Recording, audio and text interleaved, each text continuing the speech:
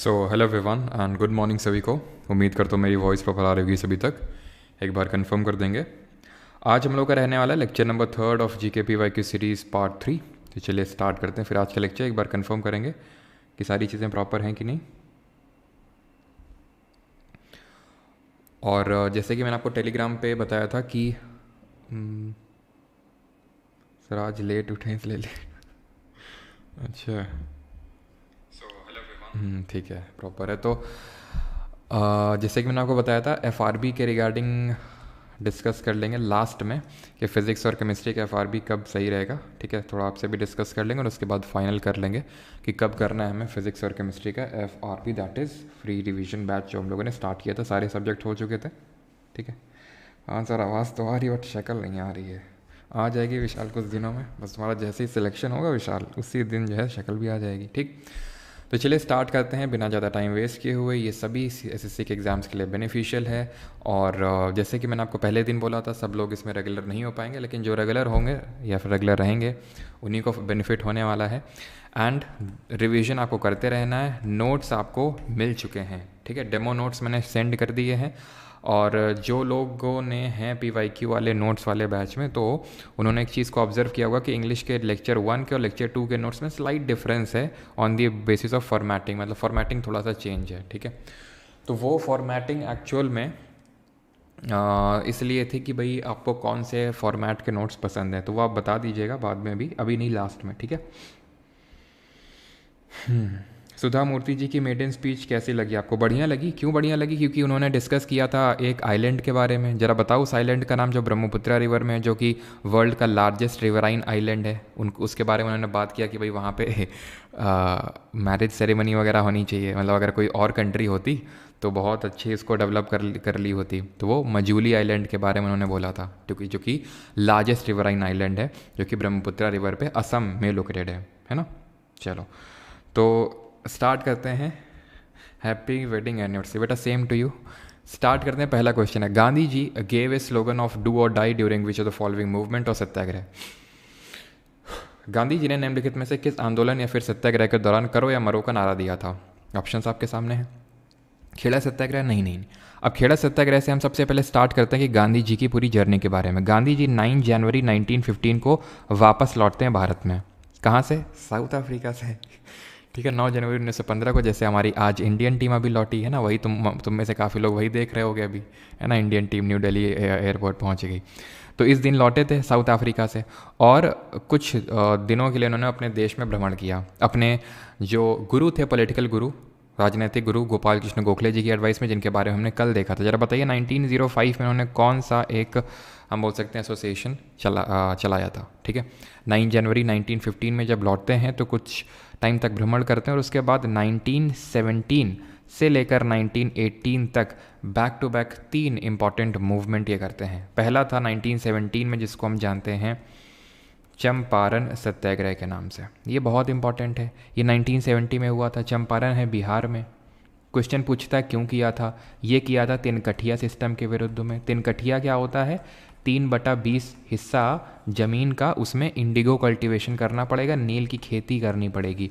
अच्छा, इसको Indigo revolt से कंफ्यूज मत कर देना, जो अलग से इंडिगो रिवोल्ट हुआ था 1859 में हुआ था, नादिया डिस्ट्रिक्ट ऑफ बंगाल में हुआ था। और दिगंबर और बिशु बिश्वास ने, इन शॉर्ट में विश्वास लिख रहा हूँ, दिगंबर और बिशु विश्वास ने इसको लीड किया था। ये 1859 में हुआ था। ठीक है, अगर हम बात करें 1917 में, और गांधी जी को किसने इनवाइट किया था ये पूछता है, तो राजकुमार शुक्ला जी ने इनवाइट किया था यहाँ पे।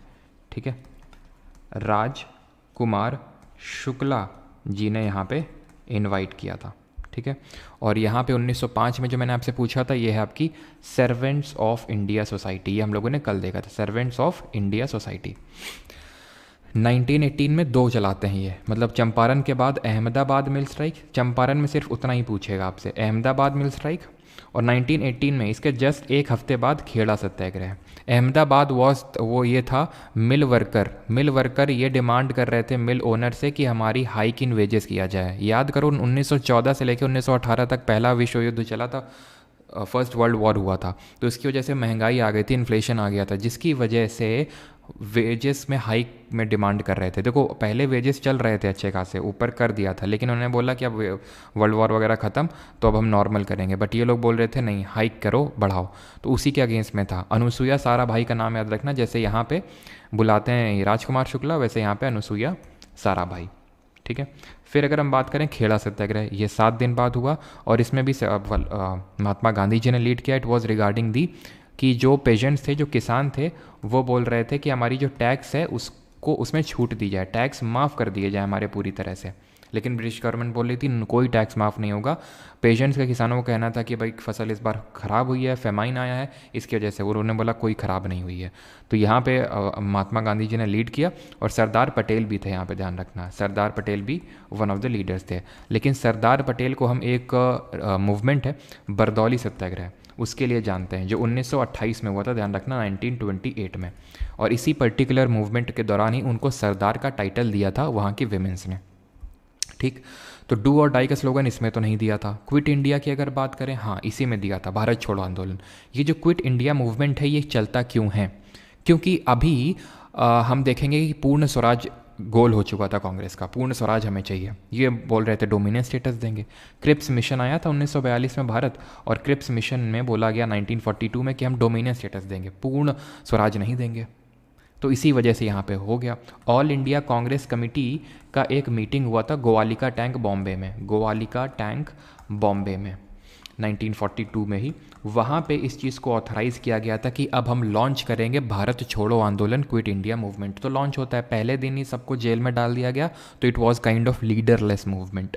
ठीक है। लेकिन इसमें क्या हुआ, इसमें यह हुआ कि भाई पैरेलल गवर्नमेंट वगैरह सेटअप हुई। ठीक है। अभी चलो पैरेलल गवर्नमेंट के बारे में नहीं देखते हैं, अभी तो सिर्फ इतना याद रखो, पैरेलल गवर्नमेंट आपकी सेटअप हुई और अंडरग्राउंड रेडियो चलाया था उषा मेहता जी ने। ठीक है। उषा मेहता जी ने क्या चलाया था? अंडरग्राउंड रेडियो चलाया था। ठीक, ये चीज़ क्लियर हो गई। क्विट इंडिया मूवमेंट में और आप क्या याद कर सकते हैं? ठीक है, एक डू और डाई का नारा दिया था। अब यहाँ पे कुछ और स्लोगन्स इंपॉर्टेंट हो जाते हैं, जैसे कि दिल्ली चलो किसने बोला था? दिल्ली चलो किसने कहा था? Give me blood I shell give you freedom, यानी कि तुम मुझे खून दो मैं तुम्हें आज़ादी दूंगा। ठीक है। और उन्होंने ही कहा था जय हिंद, और उन्हीं की ही हम जन्म दिवस को पराक्रम दिवस के रूप में मनाते हैं 23 जनवरी को, और वो है हमारे नेताजी सुभाष चंद्र बोस। और इनके पॉलिटिकल गुरु कौन थे? चित्तरंजन दास जी थे, ये ध्यान रखिएगा। ठीक। देन बाकी अभी हम डीप में नहीं घुस रहे हैं सुभाष चंद्र बोस की। उन्होंने नेशनल प्लानिंग कमेटी का गठन किया, फिर उन्होंने इंडियन नेशनल आर्मी को ज्वाइन किया, वो अभी हम नहीं जा रहे हैं उस पर। ठीक है। चंपारण देख चुके हैं। सिविल डिसोबीडियंस को थोड़ा सा डिस्कस कर लेते हैं, CDM। ठीक है, that is civil disobedience movement. ठीक है। आई थिंक इस पर क्वेश्चन आगे है, रखा है मैंने। ठीक है, CDM पे, तो उसको वहीं पे डिस्कस कर लेंगे तो ज़्यादा बेटर रहेगा मेरे हिसाब से। ठीक है। तो अभी के लिए सिर्फ इतनी चीज़ें आपको याद रखनी है। और एक चीज़ कि यहाँ पे आपकी पैरेलल गवर्नमेंट भी सेटअप हुई थी, जैसे कि बलिया में चिट्टू पांडे ने सेटअप की थी। ठीक है, चिट्टू पांडे। ठीक है। जातीय सरकार, प्रति सरकार। ठीक है, जातीय सरकार हुई थी, जातीय सरकार, प्रति सरकार। कहाँ पे? तामलुक। एक तो हुई थी तामलुक में महाराष्ट्र में, और एक हुई थी वेस्ट बंगाल में। ठीक है, जातीय सरकार और प्रति सरकार, ये ध्यान रखिएगा। बलिया में चिट्टू पांडे ने बनाई थी। और अंडरग्राउंड रेडियो किसने चलाया था? उषा मेहता जी ने चलाया था। आगे बढ़ते हैं। Which physicist is best known for his experiments on generating and confirming the existence of electromagnetic waves? कौन सा भौतिक विज्ञानी विद्युत चुंबकीय तरंगों के अस्तित्व को उत्पन्न करने और पुष्टि करने के अपने प्रयोगों के लिए जाना जाता है?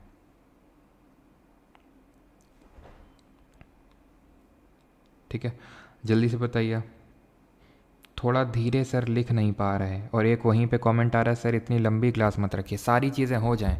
कहाँ बचा के ले जाओगे इतने टाइम को? हैं, इंस्टाग्राम रील भी स्क्रॉल करनी होती होंगी, है ना?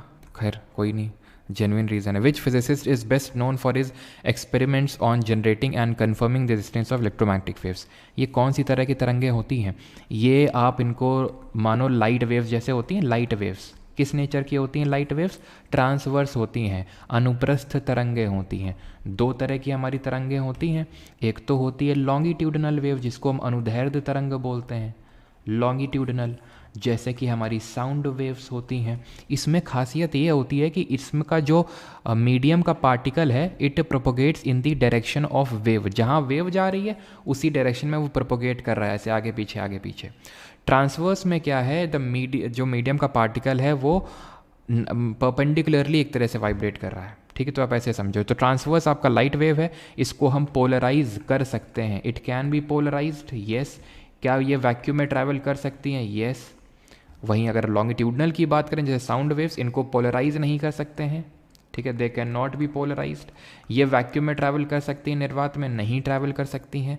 साउंड वेव्स जो होती हैं ये मैकेनिकल नेचर की होती हैं, ये चीज़ें आपको ध्यान रखनी है।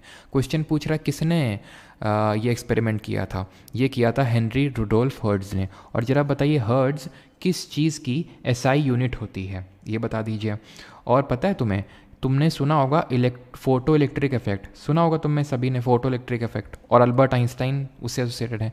लेकिन एक्चुअल में जो फोटो इलेक्ट्रिक इफेक्ट है जिसके लिए अल्बर्ट आइंस्टाइन को नोबेल प्राइज़ मिला, कब मिला, कोई बताएगा कब मिला Nobel prize photo electric effect के लिए?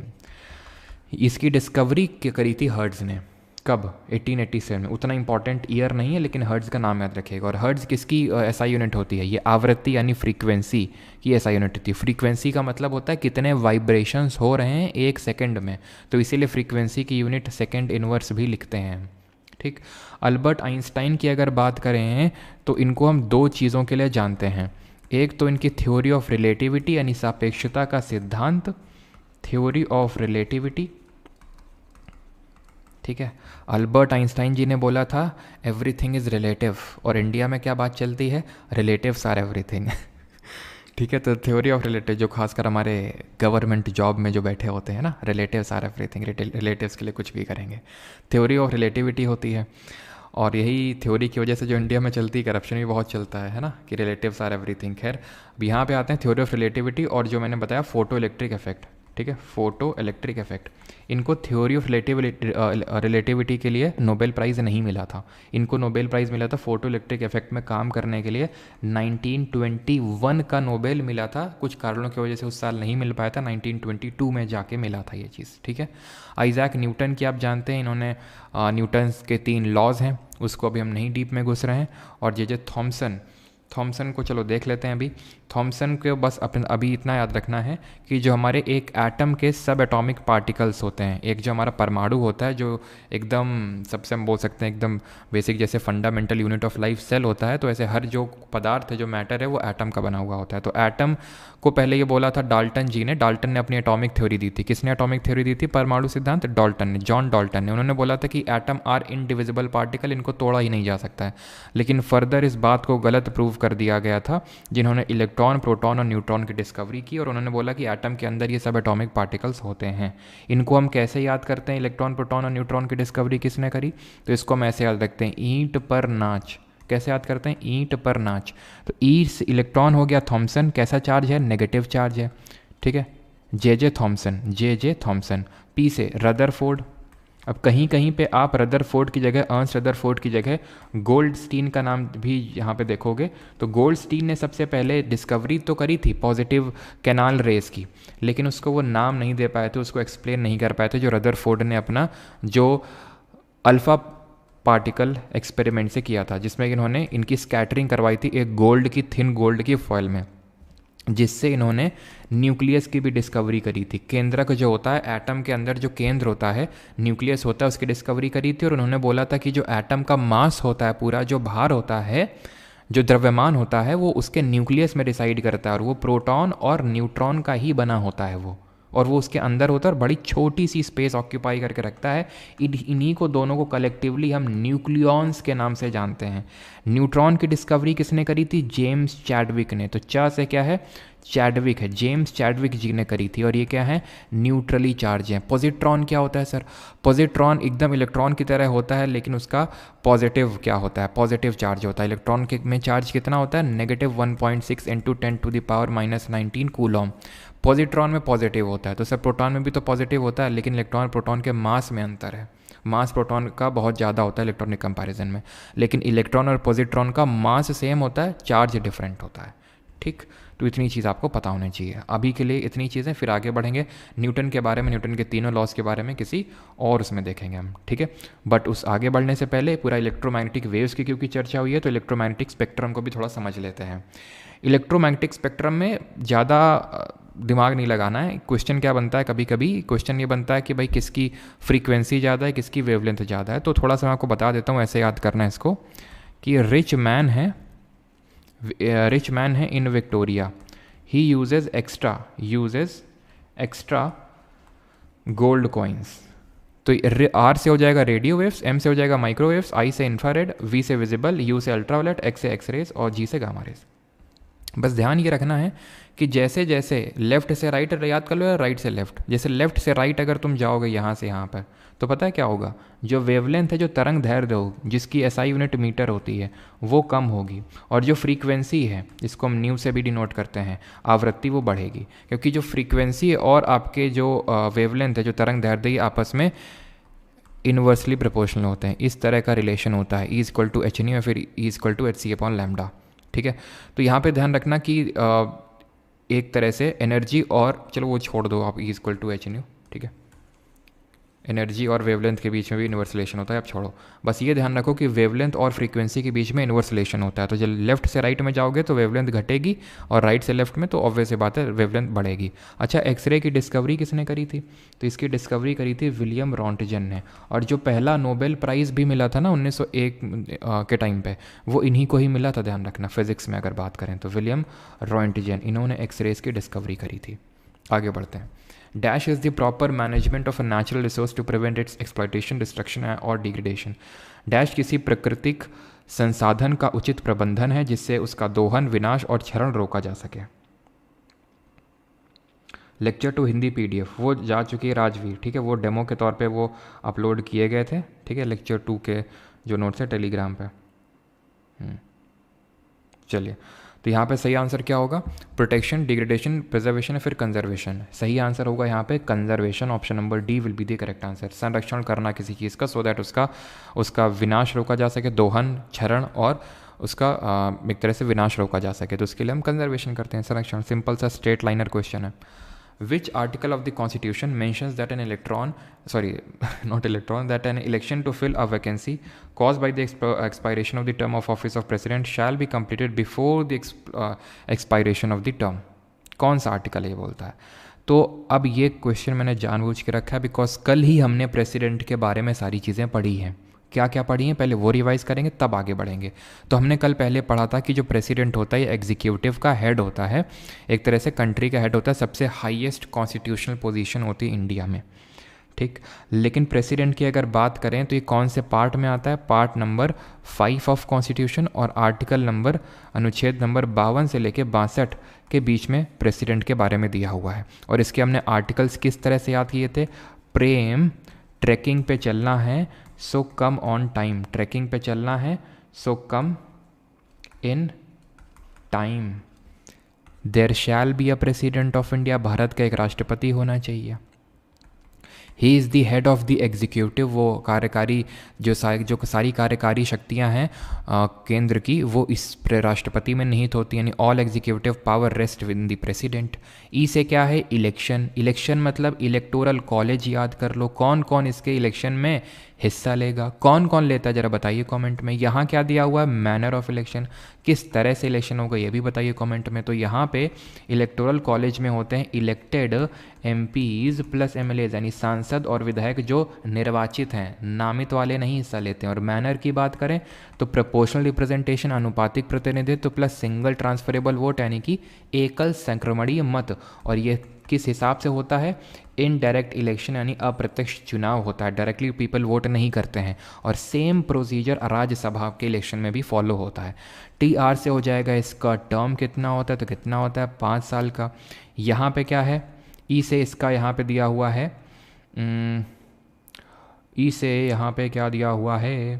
प्रेम, ट्रैकिंग ऑन टाइम, या फिर एक सेकेंड, ये 52 हो गया, 53 हो गया, ये 54 होगा आपका, 55 होगा ये आपका, 56 होगा ये आपका, ये 57 होगा। सही जा रहे हैं ना? हाँ, एलिजिबल। और यही तो कल देखा था 57 वाला ही। और एक चीज़ अगर आप यहाँ पे ध्यान से देखें ऑप्शंस में, तो 52 से लेके 62 तक के बीच में दिया हुआ है। ओके, सारे ऑप्शन उसी के बीच में। ठीक, कई बार ऐसा होता है कि जैसे मान लो कि प्रेसिडेंट के बारे में कोई क्वेश्चन पूछा है, आर्टिकल पूछा है, और वो 62 के बियॉन्ड निकल जाता है, ठीक है, तो आप उसको सिंपल एलिमिनेट भी कर सकते हैं। ठीक है, तो यहाँ पे क्या दिया हुआ है, एलिजिबिलिटी दिया हुआ है, और हमने देखा था कि एनी नंबर ऑफ टाइम्स वो एलिजिबल है, कितनी बार भी कोई इलेक्शन लड़ सकता है। कि उसे यहाँ पे क्वालिफिकेशन दिया हुआ है। क्वालिफिकेशन क्या है, एक तो सिटीजन ऑफ इंडिया होना चाहिए, एज उसकी 35 ईयर्स होनी चाहिए, and he should be qualified to be elected और appointed as a member of Lok Sabha. Vice president के लिए एज 35 ही है, and he should be qualified to be appointed as a member of Rajya Sabha है उसकी जगह पे, ध्यान रखना। कम से क्या है, कम से है कि कंडीशन ऑफ सर्विस, कंडीशंस दी हुई है। क्या कंडीशन दी हुई है कि अगर आप एमपी या एमएलए हैं तो उस सीट को छोड़ दीजिए अगर आपको प्रेसिडेंट बनना है। आई से ये 57 है, ये 58 है, ये 59 है। ठीक है, बीच में आई थिंक एक तो कोई छूटा है, 52, 53, 54, 55, 56, 57, 58, 59, सही जा रहा है ना। 59 कंडीशन दिया हुआ है, 60। ओके, कम, अच्छा, वही हम सोचे कि यहाँ पे कम से ओ यहाँ पे होगा। ठीक है, ओ 60, बिकॉज ये है इम्पीचमेंट, और वो इम्पीचमेंट 61 में दिया हुआ है। तो 60 में है ओथ, शपथ। शपथ कौन दिलाता है, CJI, दैट इज़ जो भारत का मुख्य न्यायाधीश है वो शपथ दिलाएगा इनको। इनसे क्या है, इम्पीचमेंट। तो मैंने आपको बताया था कि इम्पीचमेंट मैं आपको बताऊंगा अगले लेक्चर में कि इम्पीचमेंट कैसे होता है, महाभियोग कैसे होता है। तो ये इम्पीचमेंट है क्या, प्रेसिडेंट को रिमूव करने का, हटाने का एक प्रोसीजर होता है। इसको हम US के कॉन्स्टिट्यूशन से लिए हैं। प्रेसिडेंट का जो ऑफिस है कि राष्ट्रपति और उपराष्ट्रपति का एक जो पद है, ये भी US के कॉन्स्टिट्यूशन से ही हम बोरो किए हैं। ये आर्टिकल 61 में है। और इम्पीचमेंट होता क्यों है, रिमूव क्यों होता है, कौन से ग्राउंड में रिमूव होता है, ग्राउंड फॉर रिमूवल, तो it is violation of constitution. संविधान का उल्लंघन करेगा अगर, तो उसको इस ग्राउंड में हटाया जा सकता है। इम्पीचमेंट की अगर बात करें, इसमें कौन कौन पार्टिसिपेट करता है ये इंपॉर्टेंट है। बहुत आसान है, ऑल मेंबर ऑफ पार्लियामेंट, यानी सारे सांसद, चाहे वो इलेक्टेड हो यानी निर्वाचित हो, चाहे वो नॉमिनेटेड हो यानी नामित हो। How is it different from the electoral college of the president. कैसे डिफरेंट है, डिफरेंट ऐसे है कि यहाँ पे पहली बात तो सिर्फ इलेक्टेड लोग हिस्सा लेते हैं, यहाँ पे सभी इलेक्टेड नॉमिनेटेड लेते हैं। यहाँ पे MLA लोग भी हिस्सा लेते हैं, बट यहाँ MLA लोग हिस्सा नहीं लेते हैं।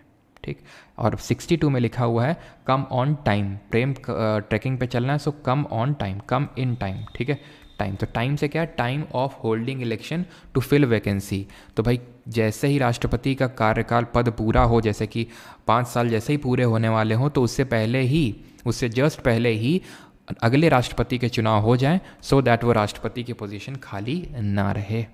ये चीज़ें हैं इसमें। ठीक है, और 65 में क्या है, vice president to act as president और डिस्चार्जेस फंक्शन। अगर प्रेसिडेंट नहीं है किसी टाइम के लिए, ठीक है, तो वाइस प्रेसिडेंट एक्टिंग प्रेसिडेंट बन जाता है कुछ टाइम के लिए। वाइस प्रेसिडेंट भी नहीं है तो CJI, that is chief justice of India, Bharat का मुख्य न्यायाधीश बन जाता है। क्या कभी ऐसा हुआ है, जी हाँ हुआ है। कब हुआ है, तो ये तब हुआ था जब जाकिर हुसैन जी की डेथ हो गई थी। ये प्रेसिडेंट थे, ठीक है, जाकिर हुसैन जी की डेथ हो गई, प्रेसिडेंट थे। VV गिरी वाइस प्रेसिडेंट थे। इनको प्रेसिडेंट का चुनाव लड़ना था, इसलिए ये भी बोले कि हम नहीं बनेंगे। तो इसलिए उस समय के जस्टिस M हिदायतुल्लाह जो चीफ जस्टिस थे, इनको ये मौका मिला था कुछ टाइम के लिए प्रेसिडेंट बनने के लिए, एक्टिंग प्रेसिडेंट। ठीक है, और ये 71 बस और देख लीजिए, matters relating to the election of president, यानी कि अगर राष्ट्रपति साथ ही साथ उपराष्ट्रपति के इलेक्शन से का अगर कोई भी मैटर हो गया, मसला हो गया, ये सिर्फ और सिर्फ कौन देखेगा, देश का सुप्रीम कोर्ट। अगर MP MLA का कुछ इलेक्शन का लफड़ा है तो वो हाई कोर्ट देखता है, और प्रेसिडेंट और वाइस प्रेसिडेंट कौन देखता है, ये आपका सुप्रीम कोर्ट देखता है, आर्टिकल 71। तो यहाँ पे सही आंसर हो जाएगा क्या, टाइम पूछा ना, दैट एन इलेक्शन टू। ठीक है, तो 61 तो इम्पीचमेंट, ऑप्शन नंबर सेकंड, 62 यहाँ पे सही आंसर हो जाएगा। ठीक है, तो ये चीज़ें हमने कल पढ़ी थी जो हमने रिवाइज करी, और इम्पीचमेंट के बारे में हमने सीखा कि कौन हिस्सा लेता है, ग्राउंड क्या होता है रिमूवल का, और matter relating to president vice president कौन देखता है, सुप्रीम कोर्ट। ठीक, Pandit Ram Narayan who was awarded the Bhimsen Joshi Lifetime Achievement Award for 2015-16 is a dash player। तो किस चीज़ के प्लेयर हैं ये, पंडित राम नारायण जी। कैसे याद रखते हैं हम लोग ऐसे याद करते हैं कि राम जी ने सबरी के बेर खाए थे बूंद बूंद करके, ठीक है, बूंद बूंद करके, और उसमें शक्कर डाल के, ऐसे कुछ याद किया था हम लोगों ने। ठीक है, तो शक्कर डाल के, तो पंडित राम नारायण, सबरी खान, उस्ताद सबरी खान, बंदू खान, शाकूर खान, ठीक है, शाकूर खान, ये सब किससे हैं? ये हैं आपके सरोद से एसोसिएटेड हैं, ठीक। और आपके सारंगी से एसोसिएटेड हैं, और सारंगी से ही आपके उस्ताद सुल्तान खान भी हो जाएंगे, उस्ताद सुल्तान खान, और अब्दुल लतीफ़ खान, अब्दुल लतीफ़ खान, उस्ताद सुल्तान खान। वॉयलिन से कौन कौन एसोसिएटेड है? तो वॉयलिन से ध्यान रखिएगा TN कृष्णा, और नगाई मुरलीधरन, ठीक है, नगाई मुरलीधरन। फ्लूट से हम पढ़ चुके हैं, जिसको कि हम किस नाम से जानते हैं? हिंदी का मतलब कल पूछ लिया इसमें, फ्लूट को क्या बोलते हैं हिंदी में? तो बांसुरी बोलते हैं। फ्लूट से हमारे हैं कौन? हरिप्रसाद चौरसिया, ठीक है, हरिप्रसाद चौरसिया जी, दो नाम अभी याद रखिए, हरिप्रसाद चौरसिया और पन्ना लाल घोष। तो ऐसे याद करिए, हरि जी, हरि मतलब भगवान, भगवान कृष्ण ही तो फ्लूट बजाते थे, या फिर चौरसिया जी पान की दुकान पे फ्लूट बजा रहे हैं, चौरसिया पान शॉप है ना, तो पन्ना लाल से पान याद कर सकते हैं, तो पन्ना लाल घोष। सरोद के एक्सपोनेंट देख लेते हैं, और ज़रा बताइए जो सारंगी होता है, ये जो आपके पिक्चर देख पा रहे हैं सारंगी है, ये किस तरह का वाद्य यंत्र है? सरोद की बात कर लेते हैं यहाँ पे, तो सरोद में हो जाएंगे हमारे राजीव तारानाथ। राजीव तारानाथ ही मैंने आपको कल भी आई थिंक बताया था, इससे खूब क्वेश्चन पूछा है अभी CPO CHSL में, ठीक है, तो इम्पॉर्टेंट है। फिर मैंने बताया था जिसके नाम पे भी आपको अली देखने को मिल जाए, जैसे कि अमजद अली खान, हाफिज़ अली खान, हाफिज़ अली खान, अली अकबर खान, अली अकबर खान, अकबर खान, ठीक है। तो ये अली अली आपको नाम को देखने को मिलेंगे। ऐसा नहीं कि सिर्फ इन्हीं में, जैसे कि हमारे, जरा बताओ, जो सादिक अली खान है, ठीक है, सादिक अली खान, ये किस पर्टिकुलर म्यूजिकल इंस्ट्रूमेंट से एसोसिएटेड है? तो यहाँ पे कुछ मैंने पूछा था आई थिंक, तो ये आपका तंतु वाद्य यंत्र हो जाएगा, दैट इज स्ट्रिंग्स इसमें आपको देखने को मिल रही है, तो स्ट्रिंग्ड इंस्ट्रूमेंट जिसको हम तंतु वाद्य यंत्र के नाम से भी जानते हैं, ठीक। चलिए आगे बढ़ें अभी। तो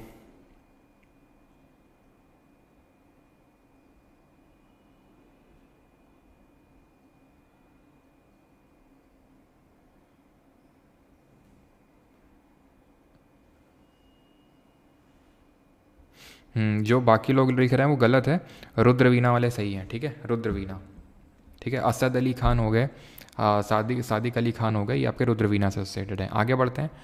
who was designer of India's national flag? Bharat के राष्ट्रीय ध्वज का डिज़ाइनर कौन था?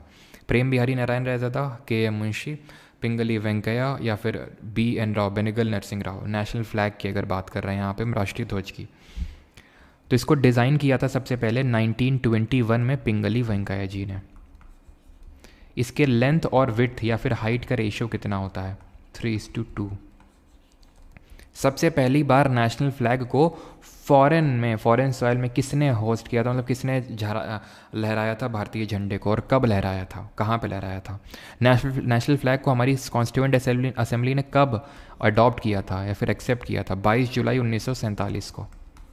कब नेशनल एंथम को, कब नेशनल सॉन्ग को अडॉप्ट किया था? ये देख चुके हैं, तो जल्दी से बताइए इनको कब किया था। कल ही आई थिंक बताया था। प्रेम बिहारी नारायण रहज़ादा जी ने कैलीग्राफी की थी, मतलब अपने हाथों से इटैलिक स्टाइल में इंग्लिश में लिखा था, कहाँ किसको? कॉन्स्टिट्यूशन को। और इसके लिए उन्होंने एक भी पैसे नहीं लिख लिए थे, लेकिन बोला था कि मेरा नाम होना चाहिए हर पन्ने में, ठीक है, प्रेम, ठीक। और KM मुंशी जी की अगर बात करें तो ये ड्राफ्टिंग कमेटी के एक मेंबर थे। चेयरमैन कौन थे? अंबेडकर जी थे। ड्राफ्टिंग कमेटी या फिर मसौदा समिति, जो सबसे हमारी इम्पॉर्टेंट कमेटी है, ठीक है, और इसीलिए हम अंबेडकर जी को संविधान का पिता बोलते हैं, फादर ऑफ कॉन्स्टिट्यूशन बोलते हैं, ठीक है। और मुंशी जी ने एक कमेटी भी हेड करी थी जिसको हम जानते हैं बिजनेस एडवाइजरी कमेटी। ये एक माइनर कमेटी थी जिसको कि इन्होंने लीड किया था। डॉक्टर BN राव की अगर बात करें, बेनेगल नरसिंह राव, तो ये कौन थे? ये थे कॉन्स्टिट्यूशनल एडवाइज़र, ये संवैधानिक सलाहकार थे, कॉन्स्टिट्यूशनल एडवाइज़र थे, संवैधानिक सलाहकार, या फिर हम बोल सकते हैं इन्हीं को लीगल एडवाइज़र भी आपसे पूछ ले। फिर मैं आप बताइएगा ज़रा, चीफ ड्राफ्ट्समैन कौन था? चीफ ड्राफ्ट्समैन कौन था कॉन्स्टिट्यूएंट असेंबली का? फर्स्ट चेयरमैन कौन था? पहला चेयरमैन कौन था? और इनको अडॉप्ट किया था हमने एंथम और सॉन्ग को 24 जनवरी 1950 को। इसी दिन ही हमारे संविधान की किताब में 284 लोगों ने अपने हस्ताक्षर किए थे, जिसमें 11 महिलाएं थीं। संविधान सभा में 15 महिलाएं थीं, लेकिन साइन 11 लोगों ने किए थे। फर्स्ट और चीफ ड्राफ्ट्समैन हम बोलते हैं एस.एन. मुखर्जी को, और पहले चेयरमैन थे सच्चिदानंद सिन्हा जी, लेकिन ये टेम्परेरी थे। परमानेंट कौन थे? परमानेंट थे राजेंद्र प्रसाद। वैसे वाइस चेयरमैन कभी पूछता तो नहीं, लेकिन अगर कभी पूछ ले तो वीटी कृष्णमाचारी, ठीक है, और एच.सी. मुखर्जी, ध्यान रखना, वीटी और एच.सी., ठीक है। लेकिन पहले परमानेंट चेयरमैन पूछेगा तो राजेंद्र प्रसाद। इसी दिन ही 24 जनवरी 1950 को संविधान सभा ने ये बोला था कि देश के पहले राष्ट्रपति राजेंद्र प्रसाद होंगे। इलेक्शन नहीं हुए थे उसके लिए कोई, ठीक है। और जीवी मावलंकर कौन थे? गणेश वासुदेव मावलंकर कौन थे? ये जब संविधान सभा कानून बनाने के लिए बैठती थी तो उसके चेयरमैन तब जीवी मावलंकर होते थे, जो लोकसभा के पहले स्पीकर भी थे, लोकसभा के पहले अध्यक्ष भी थे। ठीक, आगे बढ़ते हैं। और टोटल संविधान सभा में कितने सत्र बुलाए गए थे, जरा बताएगा कोई, कितने सेशन बुलाए गए थे? Who among the following authored the book unbreakable? और ये मैंने सवाल बताना भूल गया, फॉरेन सॉइल पे। फॉरेन सॉइल पे 1907 में जब कांग्रेस में सूरत स्प्लिट हुआ था, तभी स्टटगार्ट जर्मनी में हमारी पारसी कम्युनिटी से बिलोंग करती थी मैडम भीखाजी कामा। इन्होंने 1907 में स्टटगार्ट जर्मनी में भारतीय झंडे को लहराया था। लेकिन ये 1921 में, आज जो हम भारत का झंडा देखते हैं, 1921 में पिंगली वेंकैया जी ने डिज़ाइन किया था। और सेशन की अगर बात करें तो टोटल 11 सेशन यानी 11 सत्र आपके कॉन्स्टिट्यूएंट असेंबली द्वारा, क्या कुछ प्रॉब्लम आ गया क्या? ठीक है, 11 सत्र आपके बुलाए गए थे, ठीक है। और 165 दिन, 165 डेज ये जो हैं टोटल सेशंस चले थे। Who among the following author the book unbreakable? किसने अनब्रेकेबल किताब लिखी? अनब्रेकेबल, जो टूट नहीं सकता है। मैरी कॉम जी टूट नहीं सकती है, ठीक है। मैरी कॉम जी ने जो है, आपको पता है, ओलंपिक्स में मेडल भी जीत चुकी हैं, पहली वुमेन बॉक्सर बनी जिन्होंने ओलंपिक्स में मेडल लेके आई हमारे लिए बॉक्सिंग में, ठीक है। तो इनकी है। कपिल देव की है स्ट्रेट फ्रॉम माई हार्ट, सीधा मेरी हार्ट से, कमला पसंद की जुबान पे, ठीक है, स्ट्रेट फ्रॉम माई हार्ट। मतलब चलो बाकी क्रिस गेल वगैरह को तो समझ में आता है, इनकी ऐसी क्या मजबूरी थी, हैं? अच्छा, सचिन तेंदुलकर कभी पान का एडवर्टाइज, पान मसाला का नहीं करते हैं, वो थोड़ा सा मतलब वो जो जुआ वाला होता है ड्रीम 11 टाइप, उसका कर देते हैं, लेकिन पान मसाला का नहीं करते, ये अच्छी बात है। Straight from my heart Kapil Dev ji की है। फिर स्ट्रेट ड्राइव किसकी है? स्ट्रेट ड्राइव सारे स्पोर्ट्समैन की कर लेते हैं जितने अभी रिकॉल हो जाते हैं। 281 एंड बियॉन्ड किसकी है? The test of my life किसकी है? Test of my life. A century is not enough, a century is not enough, ठीक है। 6 मशीन किसकी है? 6 machine. A shot at history किसकी है? A shot at history. Playing to win किसकी है? सब कर लेते हैं जितनी याद आ रही हैं, आगे के लिए काहे छोड़ें। प्लेइंग टू विन, ठीक है। और playing it my way, playing it my way, ठीक है। और गोल किसकी है? The race of my life किसकी है? Race of my life. तो एक एक करके देखते हैं। स्ट्रेट ड्राइव किसकी है? ये सुनील गावस्कर जी की है, जिनको कि हम लिटिल मास्टर के नाम से भी जानते हैं। 281 VVS लक्ष्मण की है। The test of my life Yuvraj Singh की है। The century is not enough Dada, that is Sourav Ganguly की है, ठीक है। 6 मशीन क्रिस गेल की है। A shot at history Abhinav Bindra, जो कि पहले इंडियन हैं जिन्होंने इंडिविजुअल कैटेगरी में गोल्ड मेडल लेके आए थे इंडिया के लिए 2008 में बीजिंग ओलंपिक्स में लेके आए थे शूटिंग में। और दूसरा इंडिविजुअल कैटेगरी में गोल्ड मेडल हमारे कौन लेके आए? हमारे नीरज चोपड़ा जी जैवलिन थ्रो पे। कितने लंबे मीटर का जैवलिन फेंका था उन्होंने? Playing to win. और कब फेंका था? 7 अगस्त को, जिस दिन हम जैवलिन थ्रो डे मनाते हैं। प्लेइंग टू विन ये किसने लिखी? Playing to win Saina Nehwal. अच्छा, सानिया मिर्ज़ा की जरा बताइए ऑटोबायोग्राफी का नाम। Saina Nehwal. Playing it my way ये है सचिन तेंदुलकर की अलॉन्ग विद बोरिया मजूमदार। गोल किसकी है? गोल की कौन करता था? हमारे मेजर ध्यानचंद जी करते थे। मेजर ध्यानचंद जी। और रेस कौन लगाते थे? मिल्खा सिंह जी लगाते थे, ठीक है। और सानिया मिर्ज़ा की है एस अगेंस्ट ऑड्स, ये किसकी है? सानिया मिर्ज़ा की है। आगे बढ़ें अभी। हु अमंग द फॉलोइंग, कुछ क्वेश्चन पूछा था यहाँ पे, क्या कुछ क्वेश्चन, चलो आगे बढ़ते हैं। Who among the following founded the खुदाई खिदमतगार और द रेड शर्ट मूवमेंट और द नॉन वॉयलेंट मूवमेंट, किसने ये किया था? 87, अच्छा 80, हाँ कितना फेंका था दूर, 87.58 मीटर उन्होंने फेंका था, ठीक है। चलिए आगे बढ़ते हैं। अब ये इंपॉर्टेंट क्वेश्चन है, इसीलिए मैंने वहाँ पे सीडीएम के बारे में नहीं बताया था। सीडीएम का मतलब क्या है? सीडीएम का मतलब होता है सिविल डिसओबीडियंस मूवमेंट, सविनय अवज्ञा आंदोलन। ये लॉन्च हुआ था और ये एक ऐसा मूवमेंट था जो फॉरेन न्यूज़पेपर ने खूब कवर किया था। इसको 16 मार्च, ठीक है, को लॉन्च किया था किसने? गांधी जी ने। और इसको हम डांडी मूवमेंट, डांडी सॉल्ट सत्याग्रह के नाम से भी जानते हैं, ठीक है।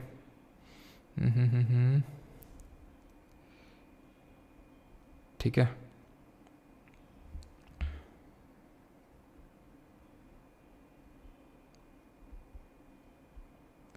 ठीक है, तो इसको हम डांडी सत्याग्रह के नाम से भी जानते हैं। क्यों? क्योंकि गांधी जी ने यहाँ पे मार्च किया था फ्रॉम साबरमती टू डांडी। और ये 16 नहीं होगा यार, वही मैं समझ रहा हूँ 12 होगा ये, ठीक है। 16 मार्च नहीं, 12 मार्च होगा। 12 मार्च से 6 अप्रैल, ठीक है। 6 यहाँ पे निकाल के 6 यहाँ पे लाओ, ठीक है। 12 मार्च से लेके 6 अप्रैल तक था। और ये गांधी जी ने डांडी जो मार्च निकाला था फ्रॉम साबरमती टू डांडी, ये क्वेश्चन एक बार पूछा था, आईसीआर का पेपर हुआ था, आईसीआर टेक्नीशियन का आई थिंक, है ना। तो साबरमती, उसमें ये पूछा था कि कितने लोगों के साथ मार्च निकाला था। तो साबरमती से डांडी तक ये मार्च निकाला था और ये टोटल 78 डेलीगेट्स के साथ मिलकर निकाला था इन्होंने। ये कब स्टार्ट हुआ था? 12 मार्च 1930 और 6 अप्रैल 1930 तक चला था, जिसमें कि गांधी जी ने सॉल्ट लॉ का वॉयलेट किया था। अब यहाँ पे कुछ चीज़ें इंपॉर्टेंट हो जाती हैं, जैसे कि पूछता है कि धारसाना जो कि डांडी के पास ही जगह पड़ती है, किसने एक तरह से रेड करी थी? तो ये करी थी जो हमारी पहली कांग्रेस की विमेन प्रेसिडेंट बनी थी, पहली इंडियन विमेन कांग्रेस की प्रेसिडेंट, वो सरोजनी नायडू थी, जिनको कि हम नाइटेंगल ऑफ इंडिया के नाम से भी जानते हैं।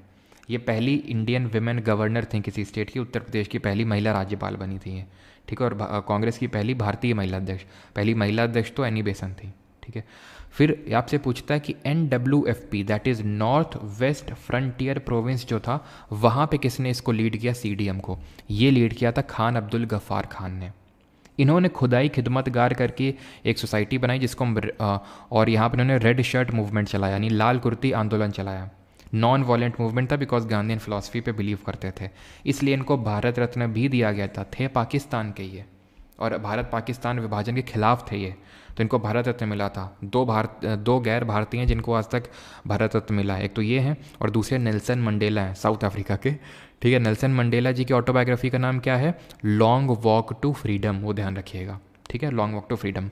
अभी अगर हम बात करें, ठीक है, ऐसे ही अगर बात पूछ ले, वैसे तो पूछता नहीं है, बिहार में अंबिका कांत सिन्हा ने इसको लीड किया था। अंबिका कांत सिन्हा ने नाखस पॉन्ड में जो है इन्होंने इसका सॉल्ट लॉ का वॉयलेशन किया था, नाखस पॉन्ड में।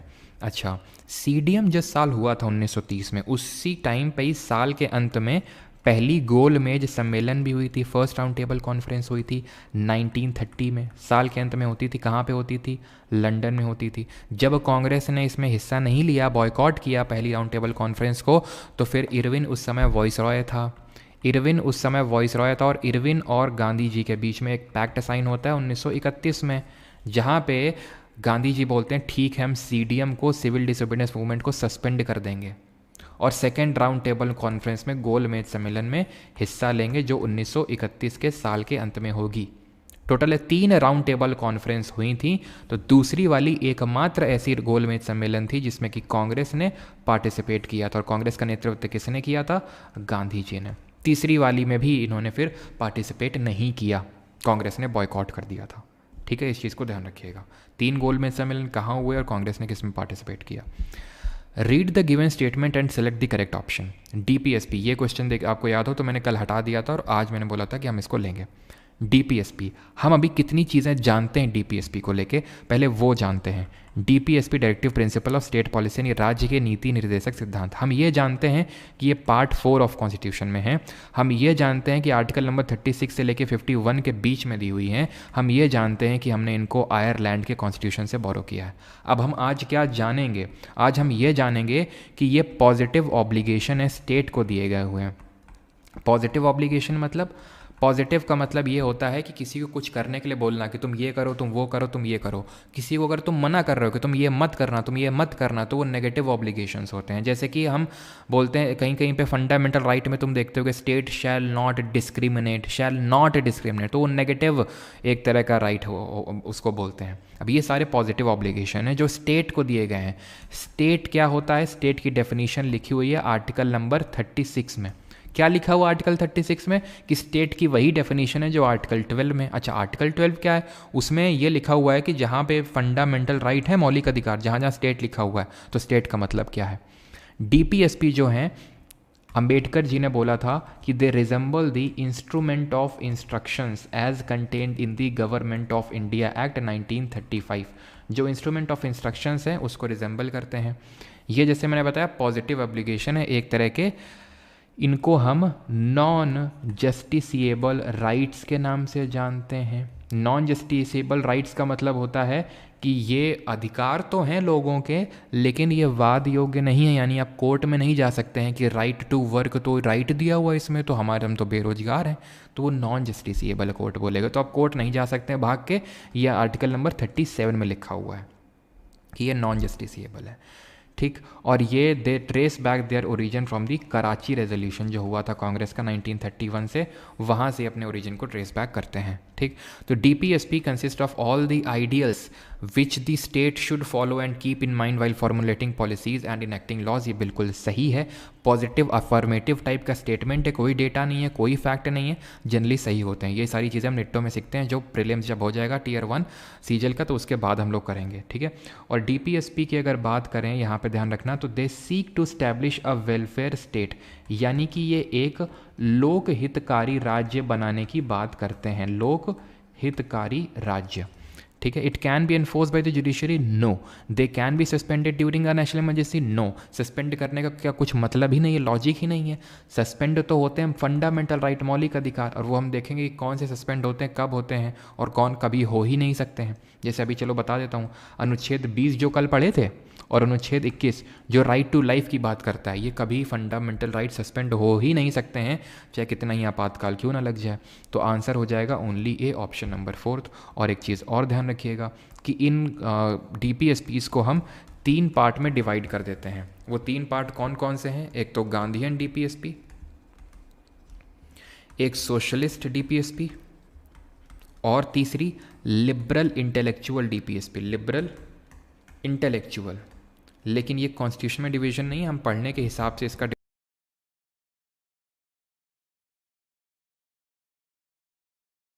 जहाँ पे आर्टिकल्स में हम घुसेंगे डीपीएसपी के। Consider the following statement which are true for the recipients of the Sangeet Natak academy award. संगीत नाटक अकेडमी पुरस्कार प्राप्तकर्ताओं के संबंध में 20 रुपये भेजे अभिजीत हल्दर ने। क्यों भाई अभिजीत जी?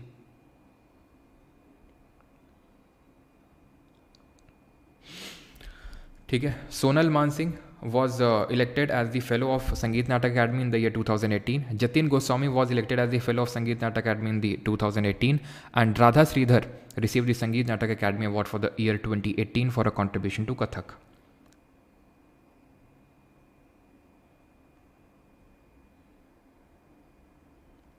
ठीक है, चलिए आगे बढ़ते हैं अभी। तो यहाँ पे क्या आंसर होगा? ये पहला वाला सोनल मानसिंह हम लोगों ने देखा था किससे एसोसिएटेड है। ये 2 आपके क्लासिकल डांस, ओडिशा का जो ओडिसी है और तमिलनाडु का जो भरतनाट्यम है, उससे एसोसिएटेड है। ठीक, और इनको संगीत नाटक मिला था, बिल्कुल सही है। जतिन गोस्वामी कल पढ़े थे, याद करो किससे, किस क्लासिकल डांस से हैं, 2018 में इनको भी मिला था, सही है। Radha Shridhar Sangeet Natak Akademi in the year 2018 for a contribution to Kathak. Kathak नहीं है, जानबूझ के उसने कथक लिखा इसीलिए, क्योंकि कथक से नहीं, भरतनाट्यम से ये भी एसोसिएटेड हैं। भरतनाट्यम, तो तीसरा गलत और पहला दूसरा सही हो जाएगा यहाँ पे। बस आपको पता है इस क्वेश्चन में तीसरे वाले को एलिमिनेट करना था। तीसरे को आप एलिमिनेट करते, आपका आंसर आपके कदमों में था। यानी कि वो नहीं चाहता है कि आपको ये पता हो कि 2018 में ही मिला था कि 2019 में कि 2017 में, ना, आपको ये पता होना चाहिए राधा श्रीधर भरतनाट्यम से एसोसिएटेड है। जतिन गोस्वामी सत्तरिया से। अब सत्तरिया से हमने कल क्या क्या पढ़ा था, ये आखिरी क्लासिकल डांस है जो सबसे आखिर में इंक्लूड हुआ था सन 2000 में। ये असम का क्लासिकल डांस है। गुरु शंकर देव जो हैं इसके एकदम ओरिजिनेटर माने जाते हैं, गुरु शंकर देव जी। इसमें जो गीत गाए जाते हैं वो कौन से हैं, इसमें बोर गीत, जो गीत गाए जाते हैं उनको बोर गीत के नाम से जानते हैं। चाली झुमरा नाडू भांगी ये से हैं। और क्या हमने देखा था सत्तरिया से, और क्या देखा था, चाली झुमरा नाडू भांगी, और क्या मैंने बताया था ना, दो टर्म्स और बताए थे, याद नहीं आ रहे मुझे क्या है वो। और ये वैष्णवाइट फॉर्म ऑफ डांस है। और कौन कौन से इसके एक्सपोनेंट देखे थे जतिन गोस्वामी जी के अलावा, भूपेन हजारिका, घनाकंठा बोरा, ठीक है, मनीराम दत्ता, ये हमने इसके एक्सपोनेंट देखे थे सत्तरिया के। ठीक, अब भरतनाट्यम के बारे में तो कुछ चीज़ें यहाँ पे देख लेते हैं, ज़्यादा इसके डीप में नहीं जाएंगे, एक्सपोनेंट नहीं, बस बेसिक्स यहाँ पे। अंकिया नाट, भावना और अंकिया नाट, बिल्कुल सही, ठीक है, भावना और अंकिया नाट, ये भी किसकी फॉर्म्स हैं, सत्तरिया की फॉर्म्स हैं। ठीक, अब आते हैं इस पे, भरतनाट्यम के बारे में थोड़ा सा चीज़ें समझ लेते हैं, बेसिक, एक्सपोनेंट पे भी डीप में नहीं घुस रहे हैं। तो भरतनाट्यम तमिलनाडु का क्लासिकल डांस है। भरतनाट्यम को हम जानते हैं या तो सादीर या सादीर अट्टम के नाम से, या दासी अट्टम के नाम से, क्योंकि दासियाँ इसको परफॉर्म करती थी टेम्पल्स में। इसको सन 1910 में ब्रिटिशर्स ने बैन लगा दिया था इस पर। भरतनाट्यम ये फायर, जो हमारे पंच तत्व होते हैं उनमें से फायर को सिंबलाइज करता है। और भरतनाट्यम में इसके कुछ पार्ट होते हैं, जब इसको परफॉर्म किया जाता है तो कुछ सीरीज ऑफ स्टेप्स होते हैं कि पहले ऐसे हाथ जोड़े जाएंगे, फिर इस तरह से परफॉर्म किया जाएगा। तो एक स्टेप बाय स्टेप सीक्वेंस होता है। जैसे पहले आपका होता है अला रिप्पू, अला रिप्पू का मतलब होता है टू ब्लूम, जैसे फूल खिल रहा हो। देन होता है इसमें आपका जाति स्वरम होता है, ठीक है, जाति स्वरम। तो वो डीप में नहीं पूछता है, बस इतना पूछता है जाति स्वरम किस क्लासिकल डांस से एसोसिएटेड है, बस इतना ही बेसिक सा वो पूछ लेता है। देन शब्दम होता है, देन पदम होता है, ठीक है, शब्दम के बाद पदम नहीं होता, शब्दम के बाद वर्णम होता है, ठीक है, शब्दम के बाद वर्णम होता है। और आपको ये ऑर्डर याद करने की ज़रूरत नहीं है, ठीक है, बस तुम इतना ध्यान रखना कि किस उससे एसोसिएटेड है। ऑर्डर भी ऐसा नहीं पूछ नहीं सकता है, पूछने को पूछ सकता है लेकिन अभी तक पूछा नहीं है, तो इसलिए पहले तो ये ध्यान रखो कि किस क्लासिकल डांस से एसोसिएटेड है, वो बात की बात है कि ऑर्डर याद रखना है तुम्हें। आगे बढ़ते हैं। The ryotwari system devised by Thomas Munro, in which peasant cultivators had to pay annual taxes directly to the government, was prevalent in which of the following present day states or provinces? 3 तरह के land reform system आए थे। कौन कौन सा? यहाँ पे India का मैं मैप ड्रॉ करता हूँ, ठीक है, ये यहाँ पे आया था सबसे पहले 1793, यानी बंगाल, बिहार, उड़ीसा में परमानेंट सेटलमेंट, स्थायी बंदोबस्त। और सब लोग अपने नंबर वो जोड़ते जाना, सही हो रहा है कि नहीं। कल से कमेंट सेक्शन में क्विज़ भी लगवा दूंगा, यानी कि जैसे क्वेश्चन आएगा तो क्विज़ के फॉर्मेट में आ जाएगा, वहाँ पे चूज़ करना होगा, तो थोड़ा सा और तुम मतलब सीरियस रहोगे, नहीं काफ़ी लोग भूल जाते होंगे कि हमें अटैम्प्ट भी करना है ना, तो इसलिए कल से क्विज़ भी लगवा देंगे।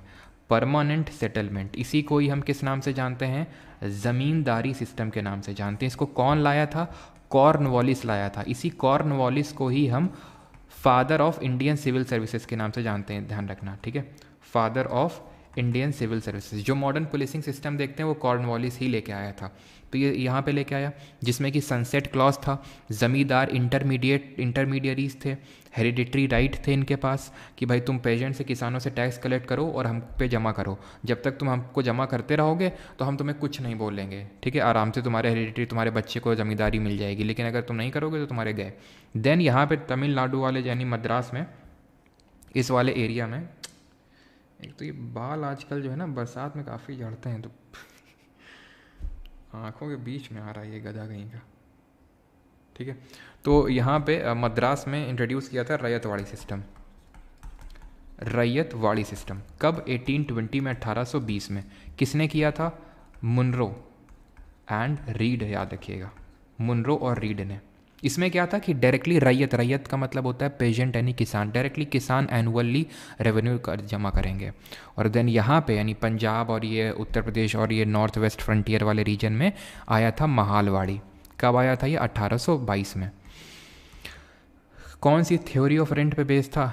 हो सकता है कुछ लोगों ने लिख भी दिया हो क्योंकि मैंने पहले बता चुका हूँ। 1822 महालवाड़ी सिस्टम आया था। कौन लाया था? होल्ट मैकेंजी या तो ऑप्शन में होगा, होल्ट मैकेंजी ऑप्शन में होगा, या फिर विलियम बेंटिक ऑप्शन में होगा, क्योंकि डिफरेंट, एक जगह पे मैकेंजी लाया था और एक जगह पे बेंटिक लाया था। इसमें क्या था, महाल, महाल का मतलब होता है ग्रुप ऑफ विलेजेस, यानी कि जो गांवों का समूह है वो टैक्स कलेक्ट करके दे देगा, ठीक है। और ये बेस्ड था रिकार्डियन थ्योरी ऑफ रेंट पे, ये पिछले सीजीएल में पूछ चुका है, रिकार्डियन थ्योरी ऑफ रेंट पे बेस्ड था ये। तो यहाँ पे पूछ रहा है रयतवाड़ी थॉमस मुनरो, तो ये तमिलनाडु इसका उत्तर हो जाएगा। आगे बढ़ते हैं। विच of the following statement about Kushan dynasty गलत है, कुषाण वंश के बारे में निम्नलिखित में से कौन सा कथन गलत है। First, Buddhist council was organized by Kanishka, गलत हो जाएगा, यही गलत है, सबसे पहला स्टेटमेंट ही गलत है। बौद्ध संगीतियों की अगर बात करें बुद्धिस्ट काउंसिल की, तो टोटल 4 बौद्धिस्ट काउंसिल हुई।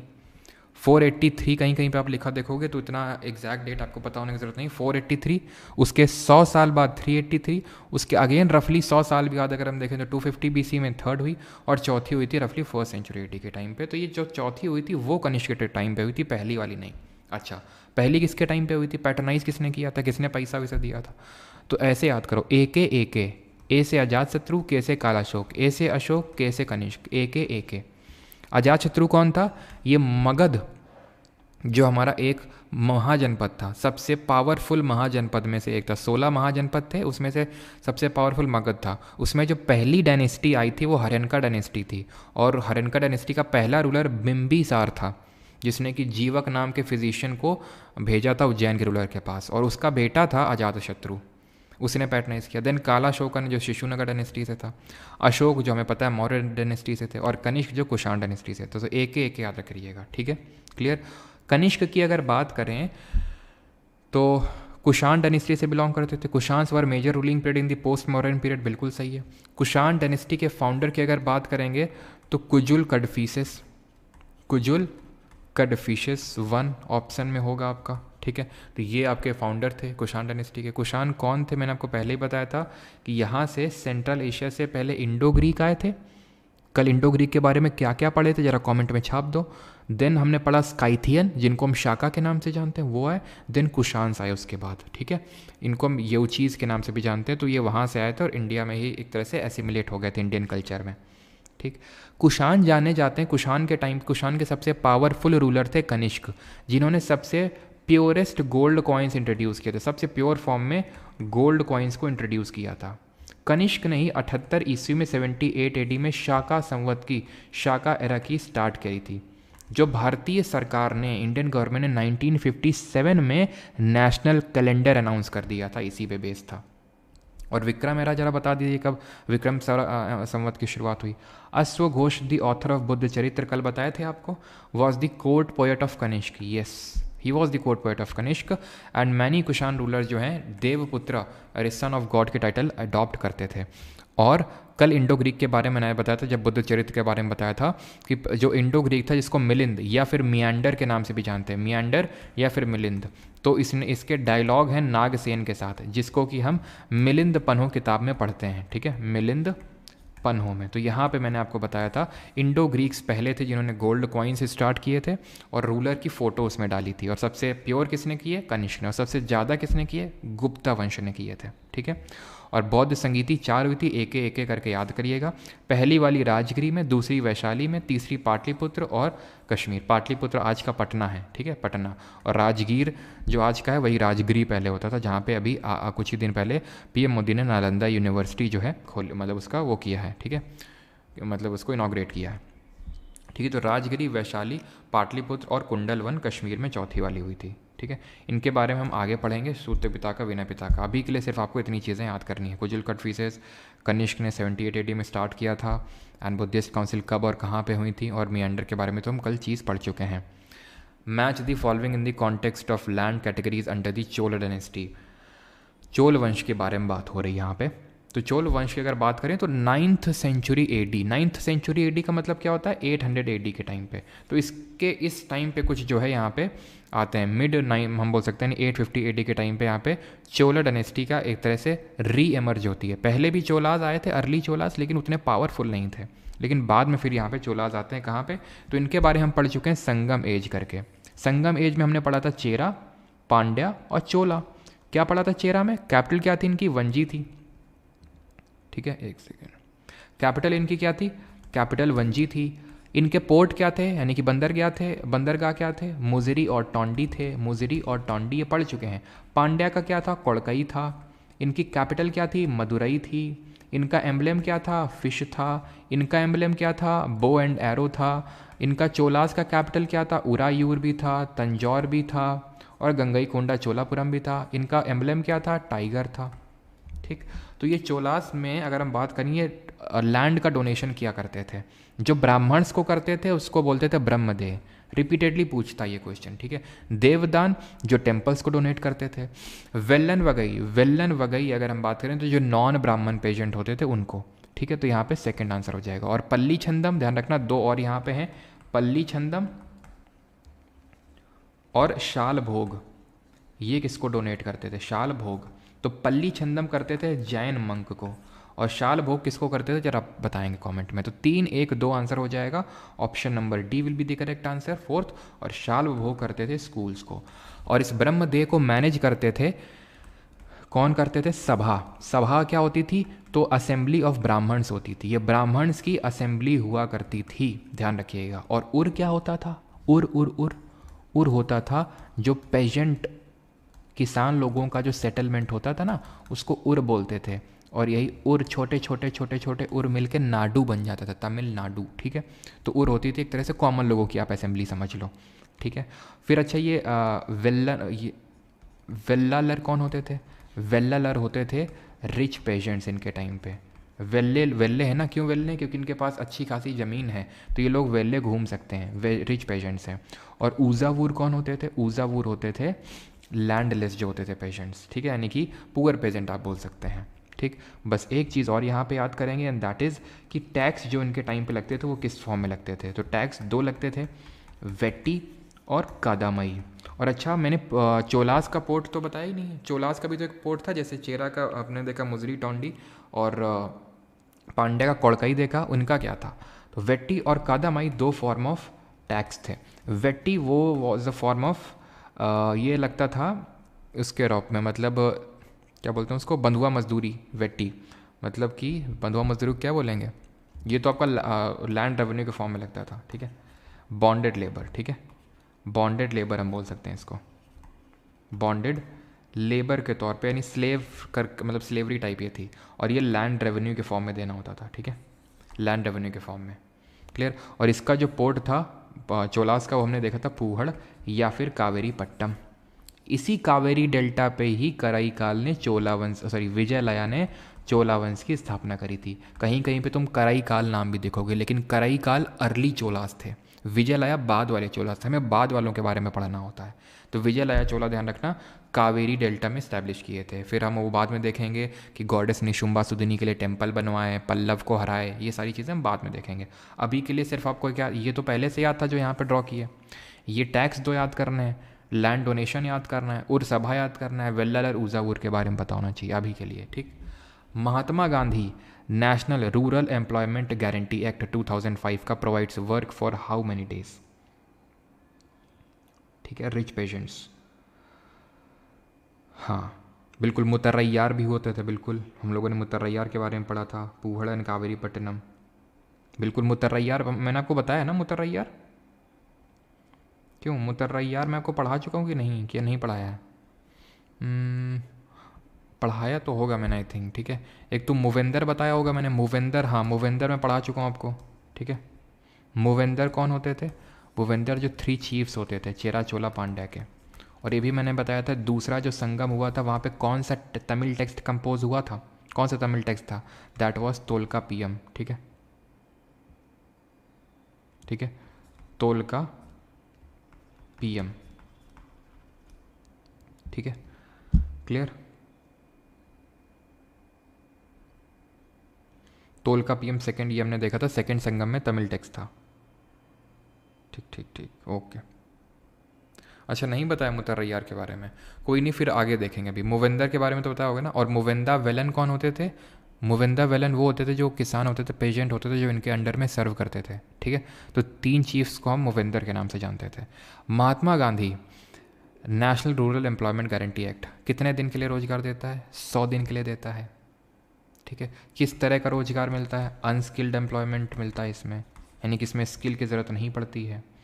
फिर अगर हम बात करें क्या बात कर सकते हैं यहाँ पे, हम ये बात कर सकते हैं कि इसको कब एक तरह से वो किया गया था, इम्प्लीमेंट किया गया था, लॉन्च कब कब किया गया था इसको, लॉन्च तो ये किया गया था, मैं नहीं बताऊंगा, मैं ईयर बताऊंगा और आप ये बताएंगे डेट।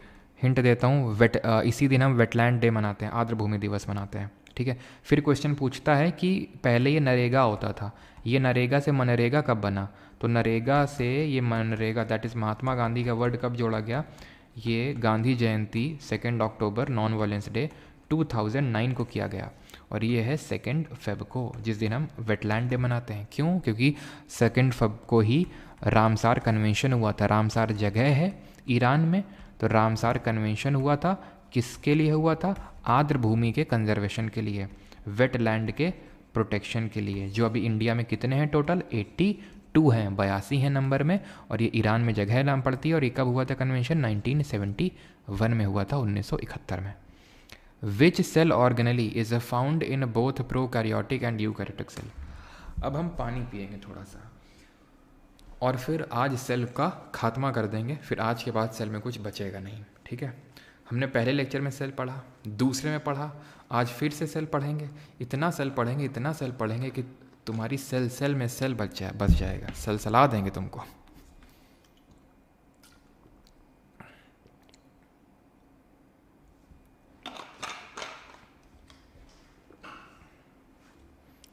प्रोकैरियोटिक क्या सेल होती है, ये प्रो होते हैं, तो इनको सेल ऑर्गेनल कोशिकांग की जरूरत नहीं पड़ती है। न्यूक्लियस भी ढंग का नहीं होता है, दिखता है इसमें। यू क्या है, यू का मतलब होता है ट्रू, कैरियोट का मतलब होता है न्यूक्लियस, ट्रू न्यूक्लियस है, इसमें न्यूक्लियस होता है। बस एक को छोड़ दें, अभी नहीं, पहले तो रिवाइज करते हैं, ठीक है। ये है प्रोकैरियोटिक सेल, लेकिन पहले रिवाइज करेंगे जल्दी से, सभी लोग की आंख बंद होनी चाहिए, और जो हम सेल में पढ़ें उसको रिवाइज करेंगे जल्दी से। सेल की डिस्कवरी किसने करी, रॉबर्ट हुक ने करी। कब करी, 1665 में। पहले लेक्चर में गलती से मैंने आई थिंक 1664 मुँह से निकल गया था, और एंटनी वॉन लीवेनहॉक वाला जो लिविंग सेल की डिस्कवरी किए थे पॉन्ड वाटर में, वो 1675 निकल गया था, जबकि वो 1674 होगा, तो 4-5 का थोड़ा सा था। 1665 dead cell, 1674 living cell, pond water, Antonie van Leeuwenhoek, ठीक है। देन अब यहाँ पे सेल थ्योरी ध्यान से देखना, सेल थ्योरी किसने दी थी, ये अभी चलो बता ही देते हैं लगे हाथ। फिर सेल थ्योरी किसने दी थी, तो सेल थ्योरी ध्यान रखेंगे, ये शेल्डन और स्वान ने दी थी, शेल्डन और स्वान ने दी थी, जिन्होंने बोला था कि हर चीज़ लिविंग ऑर्गेनिज्म जो है सेल से बनी हुई है, कोशिका से बनी हुई है। और वर्चो जी ने ये बोला था कि हर नई सेल जो बनती है कोशिका, वो प्री एग्जिस्टिंग सेल से बनती है, ये था, ये ध्यान रखना आपको, ठीक है। इसके बाद हमने एक सेल के डिफरेंट ऑर्गेनल्स के बारे में पढ़े थे। सेल मेम्ब्रेन पे आओ, पहले तुम आंख बंद रखो अपनी, और दिमाग में वो पिक्चर जो मैंने आपको अभी 2 दिन से मैं दिखा रहा था उसको विजुअलाइज करते रहो। सबसे आउटर मेम्ब्रेन सेल मेम्ब्रेन है, जिसको कोशिका भित्ति, कोशिका झिल्ली के नाम से जानते हैं, प्लाज्मा मेम्ब्रेन के नाम से भी जानते हैं। प्रोटीन लिपिड की बनी होती है, 50% प्रोटीन 50% लिपिड होता है, लिविंग होती है, सेमी परमेबल होती है। अच्छा, कुछ लोगों में सेल वॉल भी होती है, कोशिका भित्ति भी होती है सेल मेम्ब्रेन के बाहर। सेल वॉल, अगर सेल वॉल है तो वो सेल मेम्ब्रेन के भी बाहर होगी, कोशिका भित्ति बोलते हैं। प्लांट में सेल्यूलोज की बनी होती है, स्पाइरो वगैरह में भी सेल्यूलोज की बनी होती है, बैक्टीरिया में पेप्टिन या फिर पेप्टिडोग्लाइकन की बनी होती है, उसकी आउटर कवरिंग ग्लाइकोकैलिक्स होती है जो स्लाइम लेयर है, एंड फंगस में चिटिन की बनी होती है। देन हम डिफरेंट सेल और जो सेल वॉल होती है वो नॉन लिविंग होती है और फ्रीली मतलब फुली परमेबल होती है। देन अंदर घुसते हैं सेल के अंदर तो साइटोप्लाज्म यानी कोशिका द्रव्य देखने को मिलता है, जहाँ पे हमारे फंक्शनल यूनिट ऑफ सेल यानी कोशिकांग यानी सेल ऑर्गेनल घूम रहे हैं, फंक्शन परफॉर्म कर रहे हैं। फंक्शनल यूनिट ऑफ सेल इसीलिए बोलते हैं उनको। माइटोकॉन्ड्रिया अपना एनर्जी बनाने में लगा हुआ, धका धक खटाखट। जो उसकी इनर मेम्ब्रेन है वो एटीपी के फॉर्म में एनर्जी बनाती है, adenosine triphosphate energy currency of the cell. और आउटर मेम्ब्रेन पोरस होती है, सॉशर शेप का होता है, 0.5 से लेकर 1 माइक्रोमीटर का डायमीटर होता है इसका। देन यही न्यूट्रिएंट्स को एनर्जी में कन्वर्ट करता है, वो तो हम देख ही चुके हैं। Aerobic form of respiration perform करता है। देन आते हैं किस पे, एंडोप्लाज्मिक रेटिकुलम यानी अंतःप्रादव्य जालिका। ये क्या करता है, ट्रांसपोर्टेशन करता है। किसका करता है, जो इसके रफ और स्मूथ पार्ट बनाते हैं। रफ क्यों होता है, राइबोसोम की वजह से होता है। एक चीज़ नोट करना जो मैंने बताई नहीं है, वो चीज़ ये है कि जॉर्ज ई पैलेट ने इसकी डिस्कवरी करी थी राइबोसोम की, ठीक है। तो ये क्या करता है, प्रोटीन बनाता है। ये राइबोसोम को कौन बनाता है, न्यूक्लियोइड बनाता है। न्यूक्लियोइड कौन होता है, न्यूक्लियस के अंदर बैठा हुआ है। न्यूक्लियस की डिस्कवरी किसने करी थी, रॉबर्ट ब्राउन ने करी थी। न्यूक्लियस को ब्रेन ऑफ द सेल के नाम से जानते हैं, क्योंकि बाकी जो हमारे सेल ऑर्गेनेल है उनकी फंक्शन को कंट्रोल करता है, उनकी एक्टिविटीज़ को रेगुलेट करने का काम करता है। उसी के अंदर हमें क्या देखने को मिलता है, क्रोमोजोम देखने को मिलता है। क्रोमोजोम किसका बना होता है, डीएनए और प्रोटीन का बना होता है। क्रोमोजोम कितने होते हैं, 46 होते हैं। कितने पेयर में होते हैं, 23 पेयर में हो जाएंगे। 22 ऑटोसोमल होते हैं, एक सेक्स क्रोमोजोम होता है। डीएनए की डिस्कवरी किसने करी थी, फ्रेडरिक मिशर ने मॉलिक्यूल की डिस्कवरी करी थी, और 1953 में 1953 ने डबल हेलिकल स्ट्रक्चर की डिस्कवरी करी थी वॉटसन एंड क्रिक ने। एडेनोसाइन, गुआनाइन, थाइमाइन, साइटोसाइन, ये 4 बेस पेयर होते हैं। प्रोटीन कौन सा होता है क्रोमोजोम में, वो होता है हिस्टोन, जिससे कि वो बंधे हुए हैं हमारे DNA. Then smooth endoplasmic reticulum क्या करता है, फैट और लिपिड का सिंथेसिस करेगा, प्लस डिटॉक्सिफिकेशन करेगा, प्लस स्टीरॉइड्स वगैरह भी कुछ बनाता है वो, ठीक है। फिर आगे बढ़ते हैं कि ये ट्रांसपोर्ट करके cis face of Golgi apparatus को ट्रांसफर कर देगा, जो कि कॉन्वेक्स फेस होता है। अंदर लेगा कौन, गोल्गी अपरेटस, जो क्या करता है, जो पैकेजिंग एंड डिस्पैचिंग करता है। दैट मीन्स कि post office of the cell हुआ, और अपने जो ट्रांस फेस है, जो कॉन्केव साइड है, उसे बाहर निकाल देगा। देन पेरोक्सिसोम ऑक्सीडेटिव क्रिस्टल बनाता है, फैटी एसिड याद होना चाहिए, और वो डिटॉक्सिफिकेशन वगैरह भी करता है। ये चीज़ें हम पढ़ चुके हैं, ठीक। अब हम पढ़ेंगे कि ये प्रोकैरियोटिक और यूकैरियोटिक में क्या अंतर होता है। जो प्रोकैरियोटिक होती है, प्रो होते हैं ये तुम्हें बैक्टीरिया लोग, जिनकी सेल अभी उतनी ढंग से डेवलप नहीं हुई है। बैक्टीरिया ऑर्गेनिज्म तो है लेकिन वेल डेवलप्ड ऑर्गेनिज्म नहीं है, तो इनकी उतनी सेल भी वेल डेवलप्ड नहीं है। कहीं न्यूक्लियस दिख रहा है, अनडिफाइंड न्यूक्लियर रीजन है जिसको न्यूक्लियोइड बोलते हैं, ठीक है, न्यूक्लियोइड बोलते हैं, अनडिफाइंड न्यूक्लियर रीजन। फिर यहाँ पे आपको, और वो न्यूक्लियोलस था, ध्यान रखना, जो आपका राइबोसोम में के सिंथेसिस में इन्वॉल्व है। राइबोसोम आप यहाँ पे देखो, राइबोसोम यहाँ पे दिख रहा है, क्या माइटोकॉन्ड्रिया दिख रहा है, क्या वैक्यूल दिख रहा है, क्या गोल्गी अपरेटस दिख रहा है, क्या हमें एंडोप्लाज्मिक रेटिकुलम दिख रहा है, कुछ नहीं दिख रहा है। सिर्फ राइबोसोम ही है जो हमें यहाँ पे दिखा है, हमारी पिछले वाले स्ट्रक्चर से। तो ribosome is the common thing. अच्छा, वैक्यूल क्या होते हैं, ये सेल को टर्जिडिटी और रिजिडिटी प्रोवाइड करते हैं, टर्जिडिटी एंड रिजिडिटी प्रोवाइड करते हैं, और ये प्लांट सेल में 50 से 90% उसका वॉल्यूम ऑक्यूपाई करके रखते हैं प्लांट सेल का, और परमानेंट होते हैं प्लांट सेल में और टेम्प्रेरी होते हैं एनिमल सेल में, ठीक है। तो ये चीज़ ध्यान रखना है। एंड एक चीज़ ध्यान रखना, जो माइटोकॉन्ड्रिया और जो प्लास्टिड होते हैं, प्लास्टिड के बारे में ना अभी मैंने बताया ना, इस लेक्चर में बताऊंगा भी, ठीक है। वो जब हम फोटोसिंथेसिस वगैरह पढ़ेंगे तो देखेंगे। इनका खुद का डीएनए और राइबोसोम होता है, इनका खुद का डीएनए और राइबोसोम होता है, ध्यान रखिएगा, ठीक। क्लियर इतनी चीज़। अच्छा, सेल मेम्ब्रेन तो यार होगी ही होगी सेल के कंटेंट को होल्ड करने के लिए, ख़त्म। ये क्या पूंछ सी लटक रही है, पूंछ है फ्लैगेलम, बैक्टीरिया में देखने को मिलते हैं। जैसे कि हमारा एक साइनोबैक्टीरिया होता है, साइनोबैक्टीरिया हो गया, माइकोप्लाज्मा हो गया, ठीक है। साइनोबैक्टीरिया को ही ब्लू ग्रीन एल्गे के नाम से भी जानते हैं, तो इनमें देखने को मिलती है यूजुअली बैक्टीरिया में। अच्छा, ये फ्लैगेला का स्ट्रक्चर पूछ लेता है कभी कभी। फ्लैगेलम क्या होता है, इसको, ये इसका एक अपेंडेज है, अपेंडेज मतलब इसको मूवमेंट में हेल्प करता है। इसका जो फ्लैगेला है, इसके 3 पार्ट तुम्हें याद करने हैं। ये सब जो लिखा हुआ है सब कुछ याद कर नहीं रखना है, ये ध्यान रखना है कि ये बेजल बॉडी होती है, ये बेजल बॉडी होती है, ये आपका फिलामेंट होता है, और जो दोनों कनेक्ट करता है दैट इज हुक। सिर्फ 3 पार्ट याद करने, खत्म बात।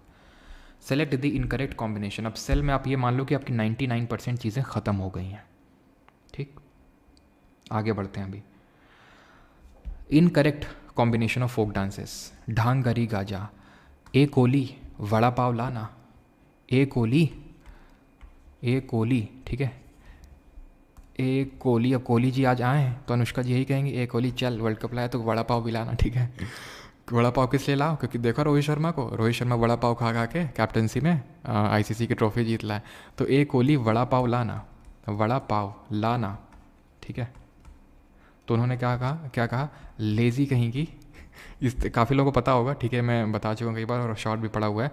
लेज़ी कहीं की, दफ़ा हो जाए यहाँ से, नहीं तो मैं मौनी के पास चला जाऊँगा। मौनी, ठीक है, जो ढंग का नाटक करती है, ठीक है। तो कोहली से कोहली डांस, वड़ा पाव से पाव डाव डांस, लावणी से लावणी डांस। इसमें बैठा खींची करके एक परफॉर्मेंस होती है, बैठा खींची ध्यान रखना, एक परफॉर्मेंस की जाती है। लेजिम डांस, गफा dance, Mouni dance, Dhangari Gaja dance, ये हैं सारे महाराष्ट्र के डांस। तो सही है, इनकरेक्ट पूछा है। डोलो कुनीता कर्नाटक, ये कैसे याद किए थे, तो तुम्हारा दोस्त है एक, तुम्हारा दोस्त है यश, तो तुमने उससे यश से बोला बेटा यश, यश बोला कम कर साले, ठीक है, दिल पे नहीं लेगा कोई, ये सब बस याद करने के लिए, ठीक है। तो बोला कम कर साले, तो कम साले थे तो काम साले, ठीक है। नहीं तो क्या होगा, नहीं तो भूत लोग आ जाएंगे, भूत देखा होगा तुमने, डॉल बन के आती है, डॉल बन के आती है कि नहीं भूत, है ना। और वो कैसे आएंगे, नागों की मंडली लेके आएंगे पूरी, ठीक है। तो इस तरह से हमने याद किया था इसको। तो यक्षगान हो जाएगा कर्नाटक का, बोलकट हो जाएगा, कमसाले हो जाएगा, भूत आराधने, डोलू कुनीता और नाग मंडली, ये कहाँ के हैं, सारे कर्नाटक के। इस तरह से याद किए थे। केरल का पैका नहीं है, पैका एक रिवोल्ट भी हुआ था, पैका विद्रोह भी हुआ था 1817 में। जगबंधु विद्याधर जी ने इसको लीड किया था, ठीक है, पैका विद्रोह को 1817 में हुआ था। तो ये ऑब्वियस सी बात है, उड़ीसा में, उड़ीसा वाले रीजन में, ठीक है, उड़ीसा में। तो उड़ीसा में ही होगा, उड़ीसा झारखंड यहाँ सब होता है। उड़ीसा का जो खुर्दा डिस्ट्रिक्ट है वहाँ पे मेनली होता है। और कौन सी ट्राइब परफॉर्म करती है अगर कभी पूछ ले तो मुंडा ट्राइब है झारखंड की, झारखंड और उड़ीसा रीजन में वो परफॉर्म करती है। मुंडा रेबिलियन कब हुआ तो कोई बताएगा हिस्ट्री में, तो ये गलत हो गया। डांडिया रास गुजरात का है, गुजरात का। और कौन कौन से हैं, डांडिया होता है। अच्छा, डांडिया क्यों होता है, डांडिया किसके बीच की फाइट दिखाता है अगर कभी पूछ ले, डांडिया किसके बीच की फाइट दिखाता है, तो दुर्गा जी की और महिषासुर की। महिषासुर जो असुर था उन दोनों लोगों के बीच में ही फाइट दिखाता है कौन, डांडिया।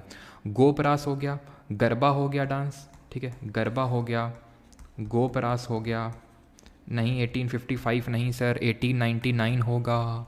मुंडा रेबिलियन, बेसा मुंडा भगवान जी हमारे, ठीक है, तो उन्होंने 1899 में इसको लीड किया था। गोपारास हो गया, और विंचूदो हो गया, ठीक है, विंचूदो हो गया, टिप्पणी हो गया, ठीक है, टिप्पणी, और भवई हो गया, भवई, ठीक है। तो इसको भी मैंने कुछ याद किया था कि भाव नहीं देगा पानी, पानी की कमी कहाँ रहती है, राजस्थान गुजरात में, वहाँ पे पानी को बहुत भाव दिया जाता है। जब आता है तो लोग बोलते हैं पानी जी पधार रहे हैं, तो पधार डांस, ठीक है, पधार हो गया। और कौन लेके आती हैं, तो गोपियाँ लेके आती हैं, गरबा करते करते लेके आती हैं। डांडिया तो सबको पता ही है गुजरात का होता है नवरात्रों के टाइम पे, ठीक। आगे बढ़ते हैं 17। Siddheshwar Mahadev temple located in Bengal reflects the architecture of which dynasty, Pala dynasty. अब आसान है क्वेश्चन, क्यों, हिंट दे दिया उसने बहुत बड़ा तुम्हें। चालुक्य का बंगाल से क्या लेने देना, चालुक्य तो सेंट्रल इंडिया में थी, यहाँ पे कर्नाटक और सदर्न महाराष्ट्र वाले रीजन में, तो ये तो हो ही नहीं सकता चालुक्य डायनेस्टी। शुंगा डायनेस्टी ये क्या है, तो शुंगा के बारे में बस एक चीज़ याद रखना कि इसका फाउंडर था पुष्यमित्र शुंगा, और इसने मौर्य वंश के आखिरी रूलर बृहदरथ को हराया था। बृहदरथ मौर्य वंश के आखिरी रूलर थे, इनको हराया और ये शुंग वंश की स्थापना करी। इन्हीं के टाइम पे ही पतंजलि जी एग्जिस्ट करते थे, यानी उनके कंटेम्प्रेरी थे। और पतंजलि जी ने क्या लिखी थी, महाभाष्य लिखी थी, ठीक है, महाभाष्य। और इनके बेटे थे अग्निमित्र, जिन पे की मालविका अग्निमित्र, इनकी मतलब महिला मित्र थी मालविका जी। तो मालविका अग्निमित्र जो है लिखी थी किसने, कालिदास जी ने, ठीक है। कालिदास जी ने मालविका अग्निमित्र के अलावा और कौन कौन सी बुक्स लिखी थी जरा कमेंट में आप बताएंगे। तो ये ध्यान रखना शुंगा डायनेस्टी के रिगार्डिंग। बस चालुक्य तो हो नहीं सकते हैं, इनके बारे में हम इस लेक्चर में नहीं देखेंगे, बाकी हमने कुछ चीज़ें देखी हैं और कुछ चीज़ें आगे देखते रहेंगे अभी, ठीक है। पाल डायनेस्टी आंसर होगा। क्या क्या पढ़ चुके हैं पाल डायनेस्टी के संबंध में। और एक चीज़, अगर आप में से कोई मध्य प्रदेश का है और मध्य प्रदेश का पटवारी और ये पीएससी के एग्ज़ाम वगैरह देने जाते हैं, तो वहाँ पे अगर ये पूछ लेगा ना तो आंसर परमार डायनेस्टी होगा, ध्यान रखना। अगर एमपी का कोई भी एग्ज़ाम दे रहे हो तो वहाँ पे ये नहीं पूछेगा आपसे, क्योंकि ये एक देवास करके जो जगह पड़ती है एमपी में, तो वहाँ पे एक सिद्धेश्वर महादेव मंदिर है और वो परमार डायनेस्टी ने बनवाया था, तो ध्यान रखना उसको। ये बंगाल वाले की बात हो रही इसलिए यहाँ पे पाल डायनेस्टी है। और क्योंकि पाल डायनेस्टी अगर हम ध्यान से देखें तो यहाँ पे पाल डायनेस्टी ईस्टर्न इंडिया में थी, जो कि ट्राईपार्टाइट स्ट्रगल में इन्वॉल्व थी। किसके साथ, गुर्जर प्रतिहार और राष्ट्रकूटा के साथ। गुर्जर प्रतिहार का फाउंडर कौन था, नागभट्ट जी फाउंडर थे गुर्जर प्रति। ये मैंने बताया होगा ना ट्राईपार्टाइट स्ट्रगल, की नहीं पढ़ाया अभी, बताया होगा आई थिंक मैंने। तो नागभट्ट इसके फाउंडर थे गुर्जर प्रतिहार के। यहाँ पे राष्ट्रकूट डायनेस्टी थी जिसके फाउंडर थे दंती दुर्ग, और ये थी पाल डायनेस्टी जिसके फाउंडर थे गोपाल। गोपाल नहीं ओदांतपुरी यूनिवर्सिटी डेवलप करी थी, ओदांतपुरी, ठीक है। और इसके बाद आए थे धर्मपाल। धर्मपाल जी जो हैं इन्होंने कल आई थिंक क्वेश्चन पूछा था ओके CHSL में कि किसने, कौन सा पाल डायनेस्टी का रूलर था जिसने कन्नौज पे कब्जा किया था। तो कन्नौज पे कब्जा किया था धर्मपाल जी ने कुछ टाइम के लिए, जिन्होंने कि विक्रमशिला यूनिवर्सिटी डेवलप करी थी, विक्रमशिला यूनिवर्सिटी, है ना। और क्या चीज़, ठीक है, इतनी चीज़ हमें पता होनी चाहिए। ये ट्राईपार्टाइट स्ट्रगल के बारे में मैंने पढ़ाया है कि नहीं पढ़ाया आपको, एक बार कंफर्म करेंगे। पढ़ाया है ट्राईपार्टाइट स्ट्रगल कि नहीं पढ़ाया? चलो पढ़ा ही देते हैं, हम इतनी देर पूछेंगे तो बता ही दें। तो ट्राईपार्टाइट स्ट्रगल त्रिपक्षीय युद्ध हुआ था 790 AD के टाइम पे। ट्राईपार्टाइट स्ट्रगल किन के बीच में हुआ था? इन्हीं तीनों के बीच में हुआ था। एक तो ये पाल ईस्ट इंडिया के, वेस्टर्न साइड के गुर्जर प्रतिहार और नीचे थे राष्ट्रकूटा, ठीक है, राष्ट्रकूट, इनके बीच में हुआ था ये, ठीक है। किसके लिए हुआ था? कन्नौज के लिए हुआ था। ये कौन सी जगह है? कन्नौज। इसीलिए इस स्ट्रगल को कन्नौज या फिर कन्यक बुज स्ट्रगल के नाम से भी जानते हैं, बिकॉज तब कन्नौज नहीं, इसको कन्यक बुज के नाम से जानते थे। तो उसमें कुछ टाइम के लिए धर्मपाल जी जो है अपना स्वामित्व स्थापित करने में पॉसिबल हो पाए थे। पहला अर्जुन अवार्ड किसको मिला था कबड्डी में? प्रथम अर्जुन पुरस्कार विजेता कौन थे? तो अर्जुन पुरस्कार अगर बात करें खेल जगत में खिलाड़ियों को दिए जाने वाला सेकंड हाईएस्ट सिविलियन मतलब सेकंड हाईएस्ट अवार्ड है। पहला हाईएस्ट अवार्ड कौन सा जरा बताइए? ये सबसे पहली बार 1961 में 1961 में दिया गया था। बहुत सारे प्लेयर्स को दिया गया था। तो स्पोर्ट्स पूछता है और किस स्पोर्ट्स में दिया गया था, जैसे कबड्डी में शेट्टी दी को दिया गया था। ऐसे ही आपसे पूछता है क्रिकेट में किसको दिया गया था, तीरंदाजी में किसको दिया था, आर्चरी में, फुटबॉल में किसको दिया गया, एथलेटिक्स में किसको दिया गया, एथलेटिक्स में। फिर पूछता है बैडमिंटन में किसको दिया गया, ठीक है। तो ये आपसे क्वेश्चन पूछ लेता। तो क्रिकेट में किसको दिया गया? सलीम दुर्रानी जी को, ठीक है। आर्चरी में, तीरंदाजी में कृष्णदास, फुटबॉल में पीके बनर्जी को, ठीक है। और एथलेटिक्स में गुरबचन सिंह रंधावा जी को, ठीक है, गुरबचन सिंह रंधावा जी को। बैडमिंटन में नंदू नाटेकर। और हाईएस्ट जो अवार्ड मिलता है वो है मेजर ध्यानचंद्र खेल रत्न अवार्ड, जो पहले राजीव गांधी खेल रत्न अवार्ड हुआ करता था, ठीक है। तो अभी क्या है वो मेजर ध्यानचंद खेल रत्न अवार्ड, जो सबसे पहला 1991-92 के टाइम पे मिला था। और ये किसको मिला था? हमारे पहले ग्रैंड मास्टर विश्वनाथन आनंद जी को, ठीक है, विश्वनाथन आनंद जी को। और यहाँ पे हम चलिए डिस्कस कर लेते हैं ज़रा द्रोणाचार्य अवार्ड को भी, जो स्पोर्ट कोचेस को दिया जाने वाला सबसे बड़ा अवार्ड है, द्रोणाचार्य अवार्ड। ये सबसे पहले कब दिया गया था? 1985 में। ये सिर्फ 3 लोगों को मिला था, 3 कोचेस को मिला था। एक थे बॉक्सिंग वाले कोच, एक थे रेसलिंग वाले कोच और एक थे एथलेटिक्स वाले कोच, ठीक है, एथलेटिक्स वाले कोच थे। तो बॉक्सिंग वाले तो हमारे थे OM नाम्बियार। रेसलिंग वाले थे BBB, बालचंद्र भास्कर भागवत। स्पेलिंग तो आप इतना उम्मीद है कि लिख लेंगे, बालचंद्र भास्कर भागवत। और एथलेटिक्स में मिला था OP, that is Om Prakash Bhardwaj, ठीक है, ओम प्रकाश भारद्वाज। ये एथलेटिक्स में मिला था, 1985 में पहला वाला मिला था। एंड ये मैंने बता दिया 1961 में। और इसमें 15 लाख की पैसा दिया जाता है, इसमें 15 लाख, ठीक है। और जो रिसेंट ये मिला ध्यानचंद किसको मिला है? सात्विक साईराज रनकी रेड्डी। होपफुली ये मेडल लेके आएंगे ओलंपिक्स से हमारे लिए। सात्विक साईराज रनकी रेड्डी एंड चिराग शेट्टी के जो डुओ है उनको मिला था ये, ठीक है, रनकी रेड्डी और चिराग शेट्टी।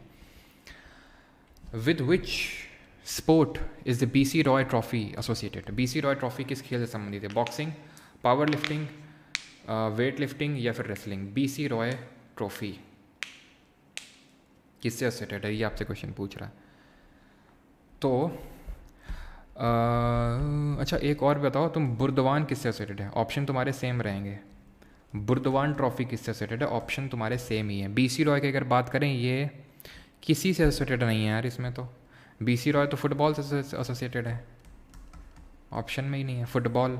और ये ध्यान रखना ये अंडर 15 होती है, पहले अंडर 19 होता था, लेकिन 2023-24 से इसके रूल्स चेंज कर दिए गए, यानी मैक्सिमम एज अब 15 होगी BC रॉय के लिए। फुटबॉल की ट्रॉफीज़ कल भी देखी थी। फुटबॉल की कौन कौन सी ट्रॉफीज़ देखी थी हमने?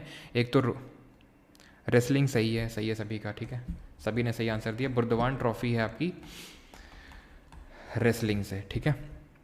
तो हमने क्या देखा था फुटबॉल में? एक तो रोवर्स देखा था, मेडिका कप देखा था, संतोष ट्रॉफी देखी थी, डूरंड कप देखा था, ये सब देखे थे। अच्छा क्रिकेट में अब देख लेते हैं और हॉकी के देख लेते हैं, क्रिकेट के और हॉकी के। तो क्रिकेट में अगर बात करें तो ईरानी ट्रॉफी हो गया, देवधर ट्रॉफी हो गई, देवधर दिलीप ट्रॉफी हो गई, रणजी ट्रॉफी हो गई, विजय हजारे ट्रॉफी हो गई, ठीक। हॉकी की अगर बात करें तो आगा खां कप हो गया, रंगा स्वामी कप हो जाएगा, रंगारम कार्यक्रम, ठीक है, रंगा स्वामी कप। और अच्छा बताओ, ऑप्शन सेम ले लो, तुम ऑप्शन सेम ले लो, ये बता दो वॉल बारकर कप, ये किससे रिलेटेड है, वॉल बारकर कप, ऑप्शन सेम ले लो। आखिरी question, by which Indian constitutional amendment act was the 11th fundamental duty was added in the Indian constitution.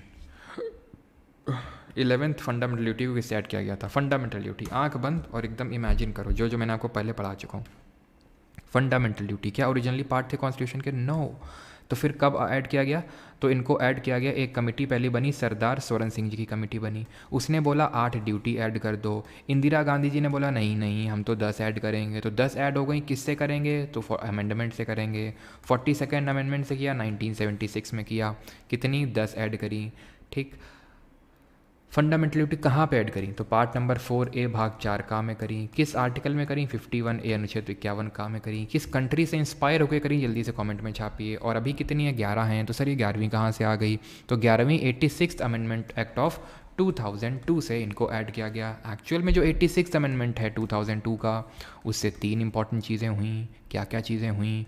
एक तो article number 51A sub clause के यानी कि 11वें नंबर की ड्यूटी जोड़ी गई। अभी मैंने आपको 51A sub clause A B C D कुछ नहीं पढ़ाया है, ठीक है। अभी हम पहले जो पढ़ा है उसको स्टेबलाइज करेंगे अपने दिमाग में। फिर उसके बाद अगर हम बात करें आर्टिकल नंबर 21A अनुच्छेद नंबर 21 का, जो राइट टू प्राइमरी एजुकेशन यानी कि प्राथमिक शिक्षा का अधिकार देता है, right to primary education, article 21A यानी 6 से 14 साल तक के बच्चों को पढ़ाना लिखाना है, उनको फ्री शिक्षा है। और आर्टिकल नंबर 45 का सब्जेक्ट मैटर चेंज किया था। क्या इसने बोला? यहाँ पे पहले यहाँ पे 45 में वही लिखा हुआ था पहले जो आज 21A में लिखा हुआ है कि 6 से 14 साल तक के बच्चों को शिक्षा, वो फंडामेंटल राइट हो गया। और फंडामेंटल राइट हमें पता है जस्टिसिएबल होते हैं, वाद योग होते हैं। तो अगर किसी को राइट अगर नहीं मिल रहा है तो कोर्ट में जा सकता है, लेकिन DPSP वाला जब में था तो नहीं जा सकते थे। क्या फंडामेंटल ड्यूटी जस्टिसिएबल है कि नहीं है बताओ? और आर्टिकल 45 में जो एक DPSP उसमें बोल दिया कि अर्ली चाइल्डहुड केयर यानी 0 से लेके 6 साल तक के बच्चों को जो है उनका केयर करना है। तो जो हमारी स्टेट है वो केयर करती भी है, आंगनवाड़ी के तहत है ना, अर्ली चाइल्डहुड केयर। और यहाँ पे बात करें 11th, ये आपकी ये भी नॉन जस्टिसिएबल होते हैं, वाद योग्य नहीं होते हैं, ना तो DPSP ना तो फंडामेंटल ड्यूटी। और ये USSR यानी रशिया के कॉन्स्टिट्यूशन से इंस्पायर्ड है, ठीक। लगे हाथ एक होमवर्क के लिए क्वेश्चन बता दो, एंड दैट इज़ कि हमने राइट टू प्रॉपर्टी को किस अमेंडमेंट से हटाया था, संपत्ति के अधिकार को किस अमेंडमेंट से हटाया था और वो कब हुआ था। और वॉल बारकर की अगर बात करेंगे तो आंसर होगा बॉक्सिंग, ठीक। अब समय है शॉर्ट ठीक है, करंट अफेयर का शॉर्ट लेंगे हम एक छोटा सा। चलो, तो पहला क्वेश्चन ये रहा, 41st UNESCO world heritage site of India, बताइए। डे 2 के क्लास नोट कहाँ मिलेंगे? रूबी बघेल जी भी बता दूंगा, 2 क्वेश्चन और देख लीजिए फिर अभी बताता हूँ मैं, ठीक है। चलो, तो 41st UNESCO world heritage site, Hoysala temple, Ramappa, Ajanta या फिर शांति निकेतन। तो होयसाल की अगर बात करेंगे तो ये 41st UNESCO world heritage site है, होयसाल टेम्पल्स, जिसको कि होयसाल डायनेस्टी ने बनवाया था, जिसमें कि हमारा होयसालेश्वर मंदिर है, जिसमें कि हमारा चेन्ना केशव मंदिर है। पिछले CGL में ये पूछा क्वेश्चन उसने, ये टेम्पल है कहाँ पे जरा बताइए। पिछले सीजन में ये पूछा कि कौन सी डायनेस्टी स्टार शेप्ड टेम्पल के लिए बनवाने के लिए जाने जाते हैं, और जब पूछा था तब तो इसको वर्ल्ड हेरिटेज साइट का दर्जा भी नहीं मिला था। अब तो और कितना इंपॉर्टेंट हो गया आप समझ ही सकते हैं। तो star shaped temple Hoysala dynasty, ठीक है। तो होयसाल कहें तो होयसालेश्वर मंदिर, और चेन्ना केशव स्टार शेप में चेन्ना केशव है, ठीक है। होयसालेश्वर मंदिर कहाँ पे है ये है तेलंगाना में, सॉरी तेलंगाना में नहीं है तो कर्नाटक में होगा ना, सॉरी रियली सॉरी, क्या बोल रहा हूँ मैं ये, ठीक है। कर्नाटक में होंगे, बेलूर कर्नाटक में, ठीक है, कर्नाटक में है ये। किस स्टाइल में है? वेसर स्टाइल में, जैसे हमारे चालुक्य लोगों के भी कर्नाटक में है। तो सेंटर में यहाँ पे वेसर में मिलेगा तुमको, वेसरा में, यहाँ उत्तर में नगर में और साउथ में द्रविड़ में, ठीक। हम डिस्कस करेंगे क्या अंतर होता है नगर द्रविड़ में, अभी डिस्कस किया नहीं हमने अभी, ठीक है। रामप्पा टेम्पल की अगर बात करें, ये 39th UNESCO world heritage site है, शायद ही पूछे, बट ये ध्यान रखना इसको किसने बनवाया था, बताऊंगा नहीं, तुम बताओगे। ये उसी डायनेस्टी ने बनवाया था जिनके फ्यूडेटरीज थे विजयनगर एम्पायर वाले। अजंता केव्स ये भारत की पहली यूनेस्को वर्ल्ड हेरिटेज साइट थी और 1980s के टाइम पे हुई थी। Shanti Niketan is the 41st UNESCO world heritage site. Hoysala temple और शांति निकेतन को एक साथ यूनेस्को की वर्ल्ड हेरिटेज साइट में दिया गया दर्जा, तो दोनों ही इंपॉर्टेंट है। होयसाल वाला 41st और शांति निकेतन वाला 42nd। शांति निकेतन ये 1901 में रविंद्रनाथ टैगोर जी ने इसको बनाया था वेस्ट बंगाल में। देन इसको एज अ यूनिवर्सिटी यहाँ पे डेवलप कर दी गई थी 1921 में, जिसको हम विश्व भारती यूनिवर्सिटी के नाम से भी जानते हैं। विश्व भारती यूनिवर्सिटी 1921 में इसी के पास बनाई गई, ठीक है। टैगोर जी इसके फाउंडर आप बोलेंगे। और ये है आपका चेन्ना केशव मंदिर, जो कि आप देख सकते हैं स्टार शेप में बना हुआ है। थोड़ा ऊपर से देखेंगे टॉप व्यू तो बिल्कुल स्टार जैसा लगता है। और ये है आपकी विश्व भारती यूनिवर्सिटी शांति निकेतन, ठीक। क्लियर थी चीज़। कुछ क्वेश्चन पूछा था मैंने, हाँ, ककातियाज ने बनवाया इसको, ककातियाज ने। ये है तेलंगाना में, ध्यान रखना, रमप्पा है तेलंगाना में, ये रमप्पा है तेलंगाना में, इसको बनाया था ककातिया ने। ककातिया कहाँ के थे, वारंगल के थे ये, ठीक। और आखिरी क्वेश्चन ये रहा, what does PM Modi gave to new मतलब what name PM Modi gave to new parliament building? Samvidhan Kaksh, संविधान भवन, संविधान गृह या फिर संविधान सदन?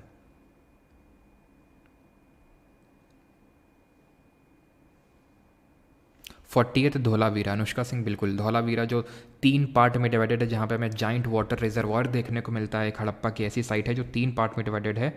और वो कैसी है, ठीक है, और वो कैसी है, और वो है आपका 3 पार्ट में डिवाइडेड है और जाइंट वाटर रिजर्वायर देखने को मिलता है। तो आंसर क्या होगा, संविधान सदन नाम दिया पीएम मोदी नई पार्लियामेंट बिल्डिंग। नई पार्लियामेंट बिल्डिंग को सेंट्रल विस्ता प्रोजेक्ट के तहत बनाया गया, जिसके तहत रायसीना पहाड़ी पे हमारा प्रेसिडेंट हाउस वगैरह भी लोकेटेड है ना, कर्तव्य पथ वगैरह, पार्लियामेंट बिल्डिंग। तो इन सबको रेनोवेट किया गया, क्योंकि ये सब पहला जो हमारा प्रेसिडेंट हाउस हो गया, ये जो जितना भी है, ये सब एडविन ल्यूटियंस और हर्बर्ट बेकर ने डिज़ाइन किया था इसको। एडविन ल्यूटियंस और हर्बर्ट बेकर ने, जो भी रायसीना हिल्स के आसपास जो हमें इंपॉर्टेंट बिल्डिंग्स देखने को मिलती, इन्हीं दोनों लोगों ने डिज़ाइन करी थी, इंक्लूडिंग दी प्रेसिडेंट हाउस। अब जो नई पार्लियामेंट बिल्डिंग है, इसको डिज़ाइन किया किसने, बिमल पटेल जी ने। इसमें है लोकसभा जो किस थीम पे बेस्ड है और राज्यसभा किस थीम पे बेस्ड है, बताएंगे ज़रा। और एक क्या चीज़ इंस्टॉल की गई थी, जो अभी आपने देखा होगा ओथ सेरेमनी जब ली थी हमारे मेंबर ऑफ पार्लियामेंट्स ने, जो लोकसभा में हमारी 18वीं लोकसभा बनी, तो पीछे दिख रहा था वो गोल्डन कलर का, बताओ ज़रा क्या था। लोकसभा जो है वो पीकॉक की थीम पे है, पीकॉक की। और राज्यसभा है लोटस, इसी पे थोड़ा विवाद भी हो गया था लोटस की थीम पे, है ना, राज्यसभा। और बात अगर करें, क्या पूछा था, हाँ, सेंगोल ये किस वंश से एसोसिएटेड है, किस एम्पायर से, किस डायनेस्टी से? तो ये चोला डायनेस्टी से रिलेटेड है। और ये ट्रांसफ़र ऑफ पावर को सिंबलाइज करता है, क्योंकि जब भारत आज़ाद हुआ था तो माउंट बैटन ने ये नेहरू जी को एक तरह से हैंड ओवर किया था, जिसको कि पार्लियामेंट बिल्डिंग में इंस्टॉल किया गया है इसको लोकसभा में। तो ऑप्शन नंबर डी। ख़त्म होता है इसका सेशन। अब काफ़ी लोग जो नोट्स को लेके पूछ रहे हैं उनको मैं बता देता हूँ क्या कैसे नोट्स। तो नोट्स देखिए ये जो पीपीटी होती है, इसकी स्लाइड पूरी परमार एसएससी टेलीग्राम पे अपलोड होती है, ठीक है। ये पूरी पीडीएफ अपलोड होगी वहाँ पे। मैंने पहले लेक्चर में बोला था कि हैंड रिटन नोट्स अगर आपको चाहिए, कि भाई आपको टाइम सेव करना है, आप नहीं बना सकते हैं, वैसे तो मैं आपको एडवाइस करूँ खुद से बनाओ। अगर किसी कारणवश आप नहीं बना सकते हैं तो आप PYQ पार्ट 4 PDF करके कोर्स दिख जाएगा परमार एकेडमी ऐप में कोर्स सेक्शन में। वहाँ पे आपको इंग्लिश में और हिंदी में अलग अलग नोट्स मिलते रहेंगे। मैंने डेमो के लिए वो नोट्स अपलोड किए थे, सो दैट आप देख लें कि आपको समझ में आएंगे नोट्स या नहीं आएंगे, तो उसी हिसाब से आप अपना डिसीजन ले सकें, बस इसलिए। बाकी तो ये PDF आपका वहाँ पे अपलोड हो ही जाता है परमार SSC टेलीग्राम पे, ठीक है। क्लियर? चलिए, और किसी का कुछ डाउट हो तो पूछ सकते हैं। बाकी रेगुलर रहें, सारे स्टूडेंट रेगुलर नहीं है, मैं इस चीज़ को देख पा रहा हूँ। अब फिज़िक्स एंड केमिस्ट्री के डिस्कस कर लेते हैं कि कब हमें FRBs करने हैं। जो मैंने सोचा है, कोई नहीं, सुहाना यास्मिन, आप परमार एकेडमी ऐप पे या तो आप एक बार अपना मैसेज डाल दीजिएगा, या फिर नहीं तो हम करवा देंगे। अगर आपने कुछ ही दिन पहले PYQ 3 में आप एनरोल हुए थे, कुछ ही दिन से मेरा मतलब है कि जो लोग भी पिछले 15-20 दिन में एनरोल हुए हैं PYQ 3 में, तो अब वो उनको लग रहा है कि PYQ4 में फिर से वो करना, तो आप चिंता मत करिए, आपको सब लोगों को उठा के डाल दिया जाएगा। वैसे तो आप एक बार मैसेज डाल सकते हो, ठीक है, नहीं तो हम अभी एक कोशिश करेंगे कि एक साथ ही आपको PYQ4 में शिफ्ट कर दिया जाए। अब जो मैंने सोचा है कि वो ये है कि हम पहले 2 वीक पहले PYQ सीरीज़ ढंग से करते हैं, इसमें स्टेबलाइज होते हैं, नहीं तो बहुत ज़्यादा बर्डन बढ़ जाएगा। जब हम इसमें स्टेबल हो जाएंगे तब हम फिज़िक्स, तब मैं आपको फिज़िक्स और केमिस्ट्री, आप चिंता मत करिए, मैं CGL से पहले तो ऑब्वियसली करवाई देने वाला हूँ। तो फिज़िक्स केमिस्ट्री नहीं होता है तो हम 3rd और 4th वीक ऑफ जुलाई में, इसी मंथ में फिज़िक्स और केमिस्ट्री की भी FRBs कर लेंगे, ठीक है। बाकी सारे सब्जेक्ट की FRB हो चुकी हैं।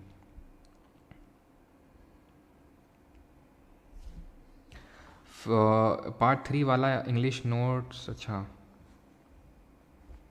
तो वो तो वैसे तो खैर नहीं मिलेंगे, है ना, जैसे हैं नोट्स वैसे मैंने अपलोड कर दिए हैं।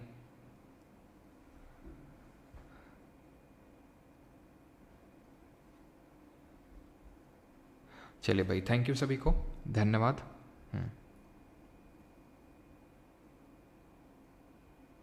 सर मेरी GF का बैंक PO में सिलेक्शन हो गया, तुम भी सिलेक्शन लो फिर।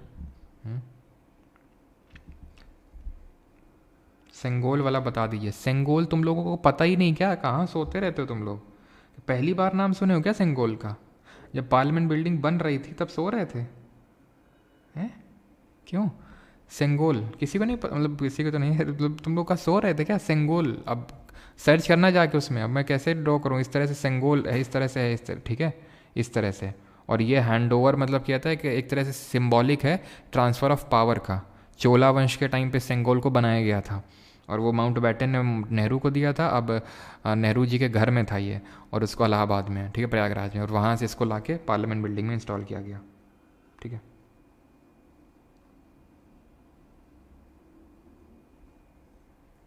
PC वर्जन में ऐप है क्या? तो भाई वेबसाइट है www.parmaracademy.in, ठीक है।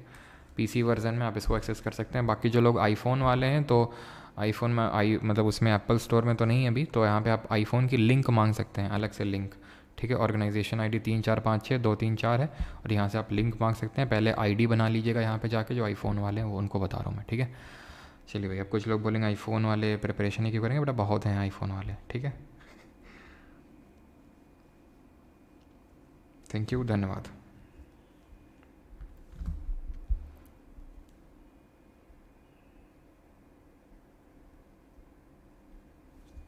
क्या भाई, कुछ दिक्कत विक्कत है क्या? करंट अफेयर के पहले क्वेश्चन है 41st शांति निकेतन, तो और हम क्या बताएं? 42nd ही तो पूछा है, 41st ही तो पूछा है, और शांति निकेतन ही तो बताए हैं क्यों? शांति निकेतन ही तो बताएं। 42nd होयसाल है ये, 42nd होयसाल है। उल्टा उल्टा क्या कर रहे हो? तुम्हारे दिमाग में उल्टा बसा हुआ है, ठीक है, हमने सही लिखा हुआ है, ठीक है। थैंक यू सभी को, मिलते हैं कल लेक्चर 4 में, रेगुलर रहिएगा, थैंक यू।